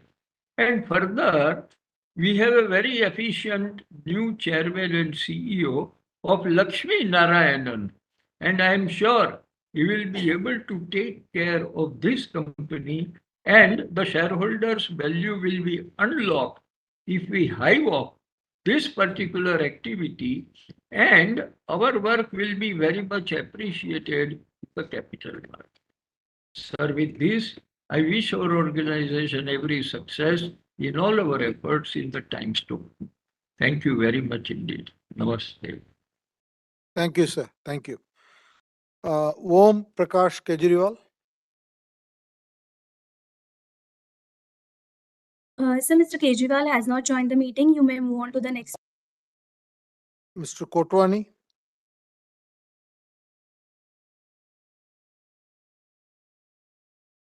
Hello. Yes, Hello, sir. are you audible? Yes, yes. Are you audible? Yes, sir, you're audible. Yeah. It's a great pleasure, but certainly technical problem is there, gentlemen. Now it is high time to go for this physical meeting. Certainly, it's respected chairman and other dignitary attending this meeting. I will summarize in short. Our this EV, our this EV charging, how many cost of EV charge में कितना cost होता है और revenue कैसा आता है, जरा आप एक्सप्लेन करिए चंद्रा साहब एज ए लेमैन. आपका इन्वेस्टमेंट एक ईवी चार्ज में कितना खर्चा होता है और उसमें से रेवेन्यू कैसा आएगा और कैसा आप इनकम बढ़ाएंगे. और अपना जो ये sir regarding our expansion plan 7,000 for FY23 and 12,000 crore for FY24, you said from internal accrual. I failed to understand. Please explain how this expansion plan will be over and revenue will come. You said in the 7 time, any industrialist invest for the long term, you see the budgeted profit. I want from your how the future profit will be budgeted, because it is not a forward-looking statement. As our company go for 70,000 rampage for investment and other, I want to know this 4,000 crore capital infusion by BlackRock and Mabudala. How these investors are, because if you somebody invest, we should know the investor. I want your opinion how their investment will be, how there any commitment to give them earning or as a dividend we receive, they receive. I want to comment on these two. Nothing more to add. Just good luck ahead. We perform better. Or your secondary department is better. Management is better. Good luck ahead. Thank you. Mr. Yusuf Rangwala.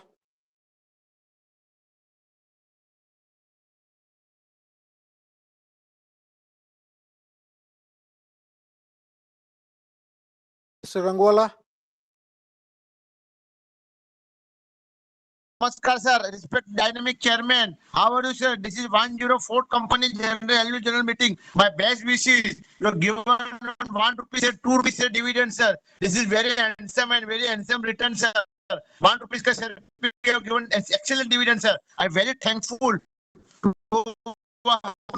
sir. मुझे one of the dynamic secretary sir, उनको तो जितना धन्यवाद उतना कम है sir. मुझे benefit भेजा around 568 pages. That is a very handsome, very fantastic. Sir, I will come directly on point. 54,000 general, sir. Point number 2, 97,000. 3,300 public ET charges. This shows how our company, sir, we are also having a plan, bamboo plan on page number 121. Sir, I'm very happy with our company progress. It was helping the poor, sir. This shows how our company is going up, sir. My humble request, you never visit, sir. Many years have passed, sir. This is my humble request. Sir, you are not kept a small get together, sir. Chairman, sir, मैं secretary साहब को visit करता हूँ और उनको sir मैं request करता हूँ सर, हो सके तो हमें छोटा गेट टुगेदर रखिए बंट ऑफ दिवाली सर. आपका सब कंपनी टाटा पावर सब करते थे सर, अभी सर आपने स्टॉप कर दिया सर. हमारे लिए सर इतना विनंती है, you please to start so we can meet you sir. Thank you very much and I wish our company secretary very good luck. Thank you sir. Jai Hind sir. You are one of the dynamic chairman sir. आपसे sir रोज मुलाकात होती है sir. थोड़ा सा share करना चाहता हूँ.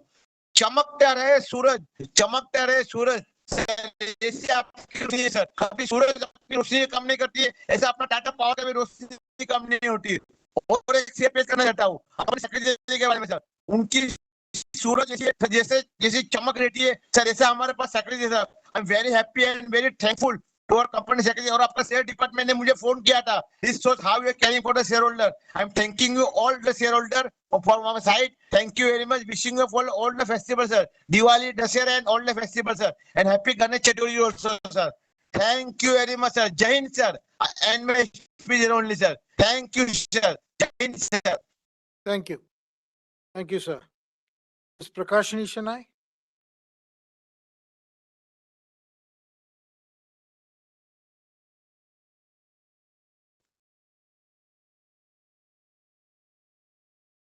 Hello. Yeah. Hello. Yes. I'm Prakashini Shanai from Bombay. Respected Honorable Chairman, other dignitaries on the board, and my fellow shareholders, good evening to all of you. I'm thankful to Mr. Mistry for sending me the physical copy of the AGM report, which is colorful, informative, and contains all the information as per the corporate governance. I thank Mr. Mistry and his team for the same. I'm thankful to the board for recommending dividend for the financial year 22-23. At the outset, I congratulate one and all staff for receiving various awards during the year. I'm very glad to note that the company has done robust performance all round during the year. Congratulations to one and all. Mr. MD Praveen Sinha has given a beautiful presentation where I had to ask many questions which are covered in this listing. Sir, I just have two questions. How many female employees are employed in our company? Question number 2, what steps are taken to address safety-related issues to the employees? Number 3, how many power generating plants are there around the country? I wish the company good luck for a bright future and pray God that the profit of the company shall reach the peak in due course. Sir, I wholeheartedly and strongly support all the resolutions put forth in today's meeting. Thank you, sir. Thank you, ma'am. With that, we have come to the end of all the shareholder observations. Now, with that, I'll take some time to answer all the questions. Mr. Arun Kumar Bopana, thank you for your comments. You asked about the Tata Power's international expansion plan. Tata Power has enormous opportunities in India, and the company strategy is to completely focus in India, and it is not focusing in the international markets. You asked about the battery storage. The company is looking at lithium-ion batteries. That's the main area that we are focused on, and we will continue to evaluate other technologies also. In terms of the storage, the company will also look at pump storage technology and going to be announcing some projects in that segment. And you asked about the charging points in Bangalore. We have got about 100 charging points in Bangalore at this point in time, but there is an expansion plan. And power tariff in the future, how much it will reduce? I think we need to wait and see. It depends on the technology and the efficiencies and also the demand that we will see over a period of time.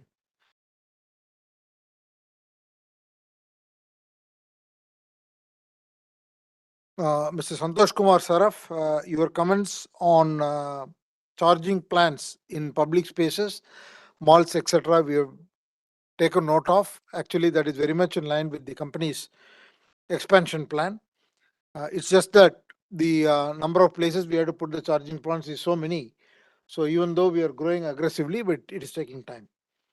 Manoj Kumar Gupta, you asked about the future plan of the company. The company actually has diversified into multiple segments in the last 5 years. We are not only expanding into renewables, industrial renewables. In the renewable sector, we are also expanding into consumer renewables. So the company has a stated goal to achieve 25 gigawatts of power, and currently we are about 14 gigawatts. So we will be aggressively growing in this space. Company is also expanding in the rooftop solar segment, including the group captive. We are aiming to get a 30% market share. And in terms of the distribution, currently we have 12 million customers. The company over long term want to support 40 million consumers. Similarly, we are also looking at expanding in the transmission space. And you asked about the privatization of discoms in the union territories. Every such opportunity, we are looking at it seriously. You asked about how many unclaimed shares will be transferred to the shareholder protection fund. 6,86,321 shares will be transferred. You talked about the theft and hooking. We are using several technologies like HVDS, AB cables, and covered conductors, etc., to be able to handle and prevent such thefts and hooking. You asked about the any plans to acquire stress assets. We keep evaluating such options. EV charging, we have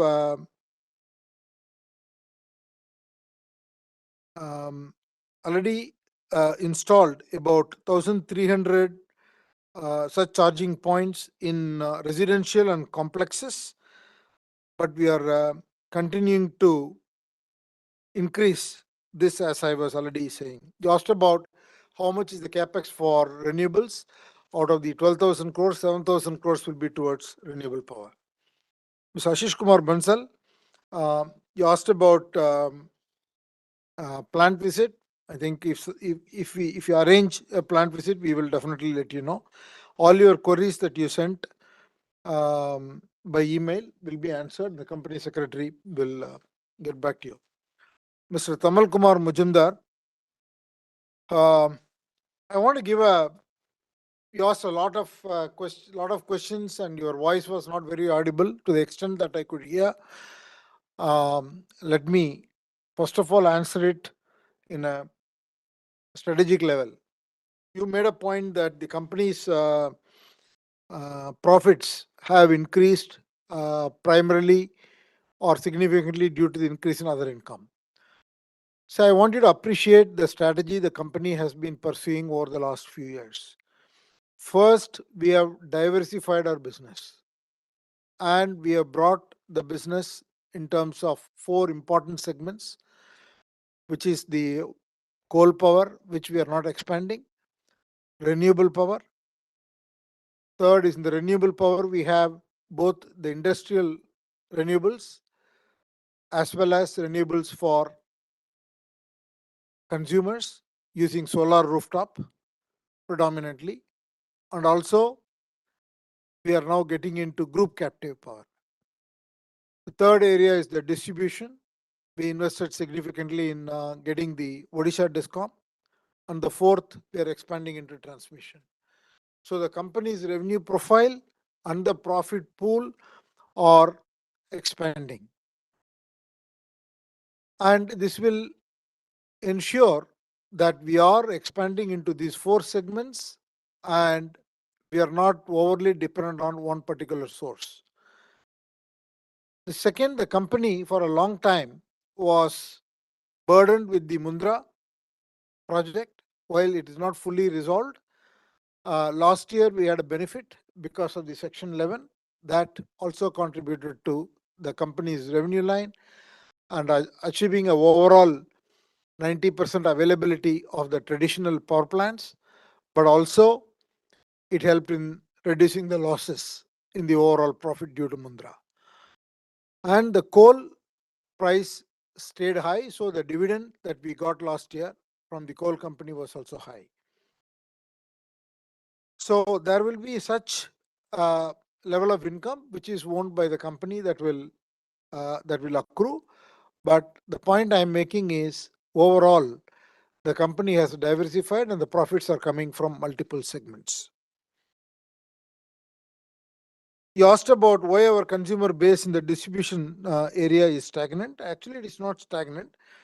The company has added over 16,000 customers in FY23, but distribution is a matured market in Mumbai and it is growing in terms of consumers at very small percentage. So we will have to see where we can capture that market. And you asked about the reasons for tariff hike and steps taken to reduce the tariff in Mumbai. As per regulations, the tariffs are fixed for a control period of 4 years, except fuel adjustment charges, which is the variation in the approved fuel prices and actual power prices, in the approved fuel prices and actual power purchase prices. And this is what has resulted in the increase in tariff. And in terms of steps taken by the TPCD to prevent migration of its distribution customers to competition, all we can say is that Tata Power has not lost its customer base, and we are strengthening and deepening our relation with our customer base with open access to power, group captive, and also optimize their electricity bill so that we can retain them using a lot of analytics.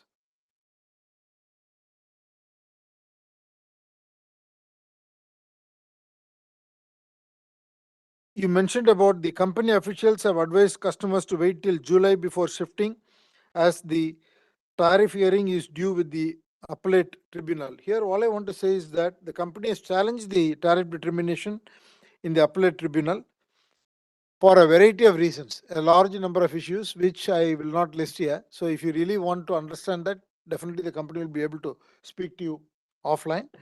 The hearing in the matter is over already, and we are waiting for the order in July. So we have advised the customers accordingly. You asked about the gap of interest income between cash flow and P&L. It is primarily due to the accrued interest. You asked about our plans for liquidation of regulatory assets. In Mumbai, the regulator has allowed liquidation of regulatory assets over the next 2 years. In Delhi, the regulator has allowed a special surcharge of 8% for liquidation of the approved regulatory and additional PPC charges of 8.5%, which will result in significant reduction in the regulatory assets. You asked about, are we looking at another investor coming in the TPREL? No, the answer is no.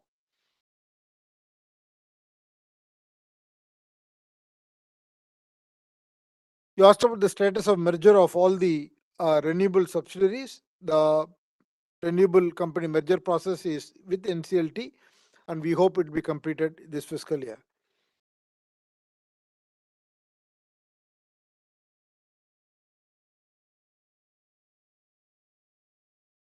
You asked about the agreement for sale was signed for the sale of PT Artumin and PT Indocoal. What is the status of this transaction? We have received 369 million out of the 401 million sale consideration for Artumin.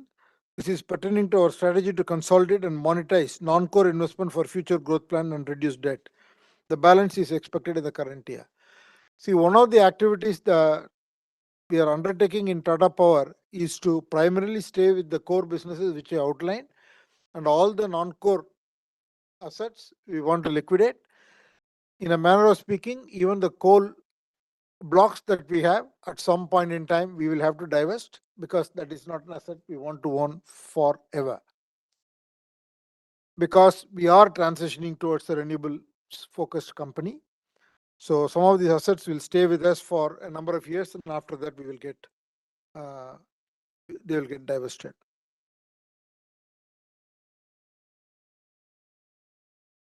Sharat Kumar Shah, you made the comment about PAT being higher than employee cost. I mean, I don't know what is the point that you are making. We are happy to talk offline. The company CFO will be happy to talk to you offline and understand the point you are making. And in terms of Forex outgo, last fiscal year, we had the proceeds for the sale of the ships. And so that actually contributed to higher Forex income last year. And that is what you're seeing as a reduction in the Forex income this year. You asked about Tata Sons. Why can't we start our own finance company? I think there are a lot of regulatory rules in this area. And Tata Power has a very well diversified sources and is able to get financing at the competitive rates. You asked about the revenue earned from Mumbai Discom. It is rupees 4,972 crores. Mr. Gautam Tiwari, you asked about the CSR expenditure. CSR expenditure is about 50 crores. The renewable merger process is on with NCLT and hopefully will be completed this year.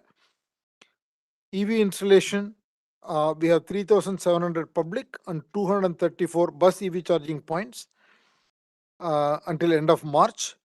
And we'll be approximately adding another 3,000 charging stations this year. Tata Power, many people asked about the employees and the female workforce. And we have 23,000 employees, of which 14% are women. And we are working diligently to increase this number to at least 20%.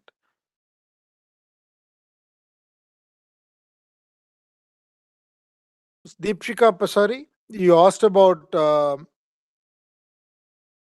the acceleration of renewables. We don't see much issue. We are definitely, it's a question of execution. It's a question of more opportunities that we have to bid for and ensure that we are able to win it on terms which are attractive. And you asked when will we go debt free? This company will not go debt free. We are an infrastructure company. So we will at least maintain all our new projects. 30-70 will be the equity debt structure. And largely we would like to maintain a debt ratio between net debt to EBITDA of about 3. So that's the idea. Jyoti Berlia, you asked about, you made a very good point about how the company will become visible in our consumer products. You're absolutely right. That is an area we have to work on. We are not as visible and our products are not well known in some markets. We definitely have to take that action.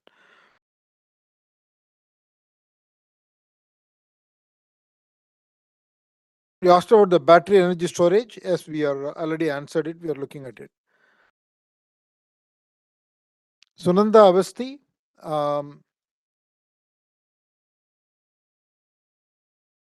what are the margins expected in the RE business?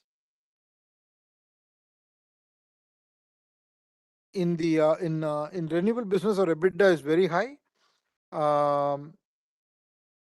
Usually, wherever our capex is high, our EBITDA is high, 70, 80, 85%. But the EPC business, it's quite low. Energy storage, already answered that question. Mr. Zaveri, you talked about the profit higher due to the less loss in Mundra. As I said, yes, the Section 11 helped this year, and the supplementary agreement is still being negotiated with the government of Gujarat. And as of now, we are operating under Section 11 this year until September, while the negotiations are continuing to be on. Whether the car can be run on solar power, I think there are some experiments that have happened world over, but there is, to my knowledge, there is no commercial solution at this point in time. Many people asked about the AGM to be made to physical. I think we get both kinds of requests. Some request physical AGM, some request online AGM, some request hybrid. The company will consolidate and take a view for next year. Mr. Deep Janak, already answered your question on Section 11. You asked about the defense business. Yes, what we received is only that 1,700 crores. There is no further payment that has been received. And the non-core assets, we have assets in Zambia, assets in other overseas markets, which are smaller in nature, and we don't have plans to expand such kind of projects. And at some stage, we will be exiting these kind of smaller assets. I think we are comfortable at the net debt to EBITDA ratio now. I answered the question regarding capex for renewables. Mr. Ravichandran,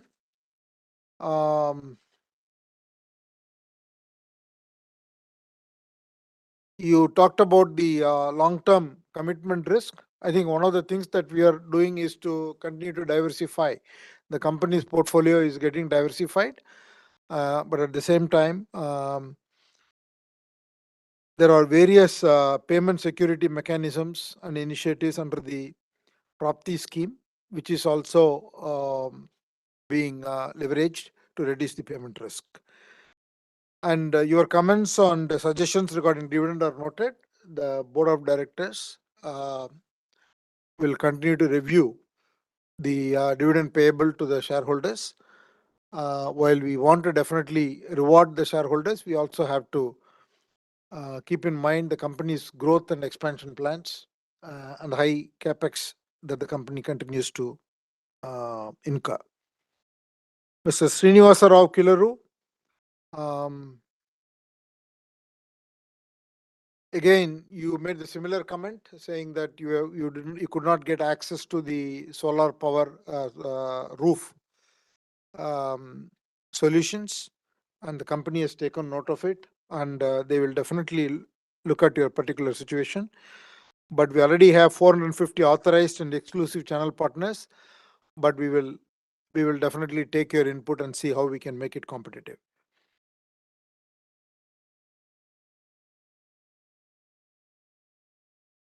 Mr. Satish Shah, already the comments on dividend has been answered.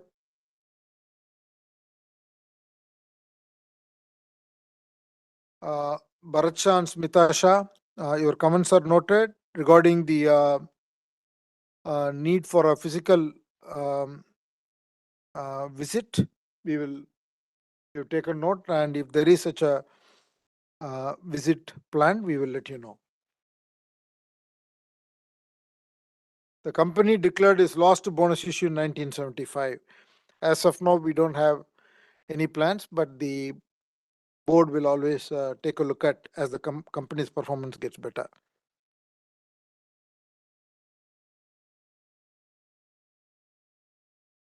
Mr. Bimal Kumar Agarwal, you asked about the market value of Tata Power. It is roughly around 71,000 crores today. And regarding DMAT, company secretary will work with the R&T agents and see that if you have any problems, that is resolved. Lekha Shah, the company already has diversified into renewables. Currently, we have close to 4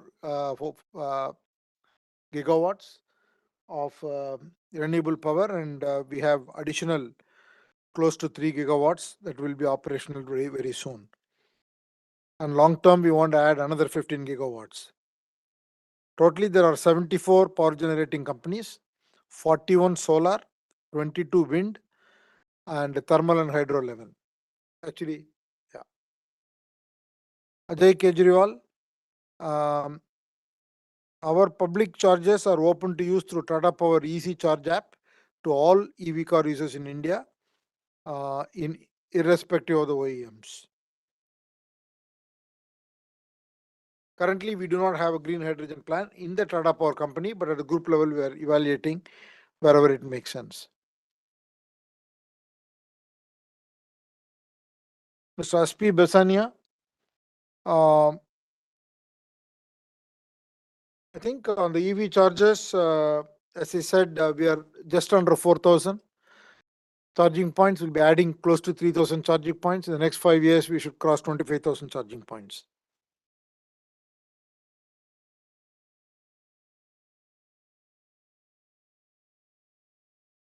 Mr. Sailesh Mahadevia, in the BRSR report,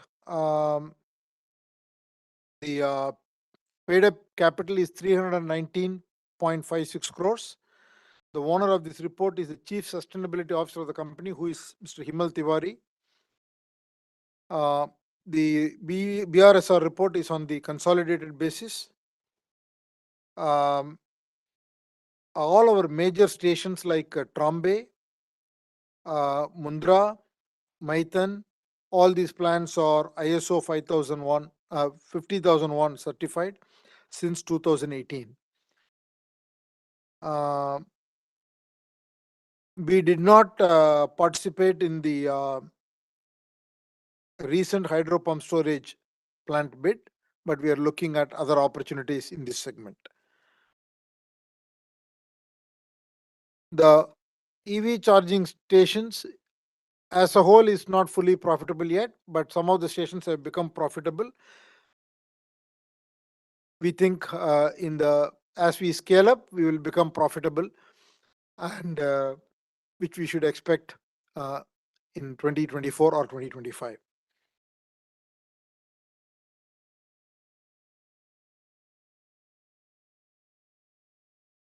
I think you have made the point on the economic impact, on the social impact made by the CSR initiatives of the company. You have made this comment in all the company AGMs in Tata Consumer, Indian Hotels, and today in Tata Power.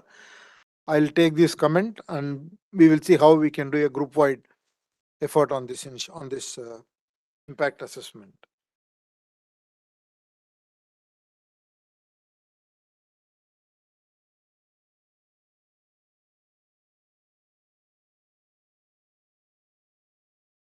Your comments on Nelco is noted, but on the impact assessment, the company has facilitated access to welfare schemes worth 180 crores and impacted 6 lakh citizens, but still we will do the assessment which you talked about. Mr. Kotwani, you also made the comment about the physical AGM in all the annual general meetings. We will evaluate.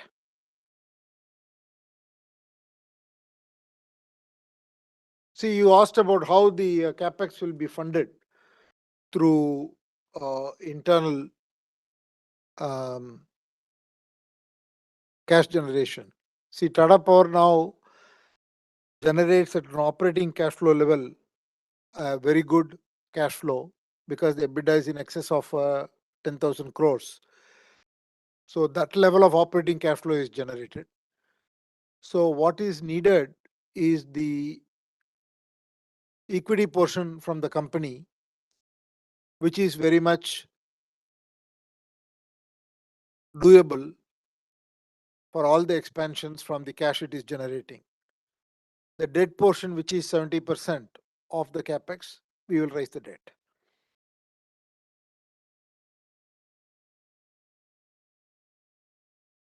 You asked about the 4,000 crore investment by BlackRock and Mubadala. They are very, very blue chip investors. BlackRock is known for their focus on sustainability. They are the lead fund in that domain. So we are very happy to have such blue chip investors, because they not only bring the investment, but also they bring enormous amount of domain knowledge, market knowledge, all the technology development that is happening across the globe. And they do have a board seat, BlackRock, in the renewables company. Yusuf Rangwala, thank you for your comments and noted your suggestion regarding a get together. Company secretary will evaluate. Prakashini Shinai, the number of women employees is 2034.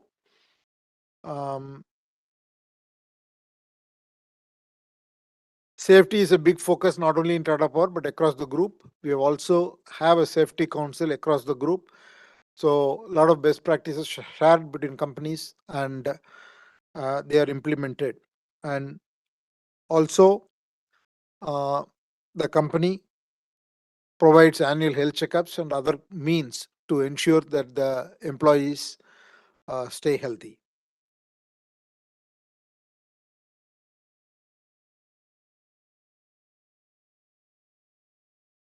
How much of the power generation in the country you asked?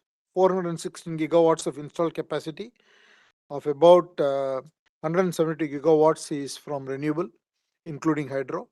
The remaining is the traditional or coal-based. With that, we have come to the end of all the responses to shareholder questions.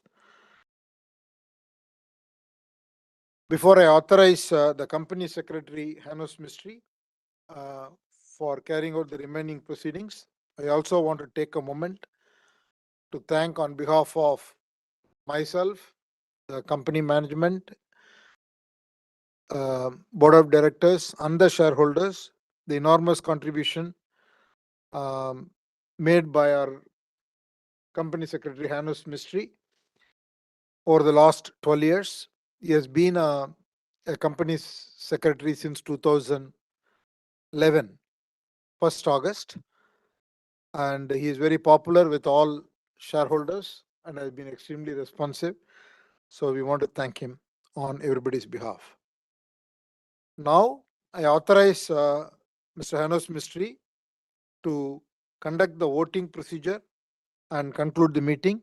The e-voting will remain open for another 15 minutes. The results will be announced not later than 2 working days from the conclusion of this meeting, and will be intimated to the stock exchanges as well as uploaded on the website of the company and that of NSDL. I want to thank you all once again, and also want to thank all the directors for their contribution and also for being physically present today. With your consent, I and other board of directors and the management will leave the meeting now, and I request you all a great rest of the year and see you next year. Stay healthy.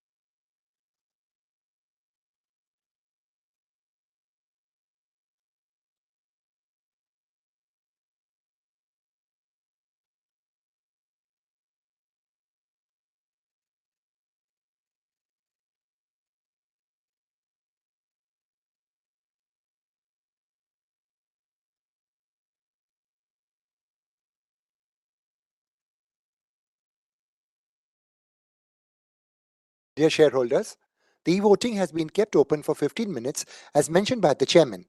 We now close the e-voting. The requisite quorum was present throughout the meeting. The results of the annual general meeting will be announced by the company within 2 working days on or before June 21st, 2023.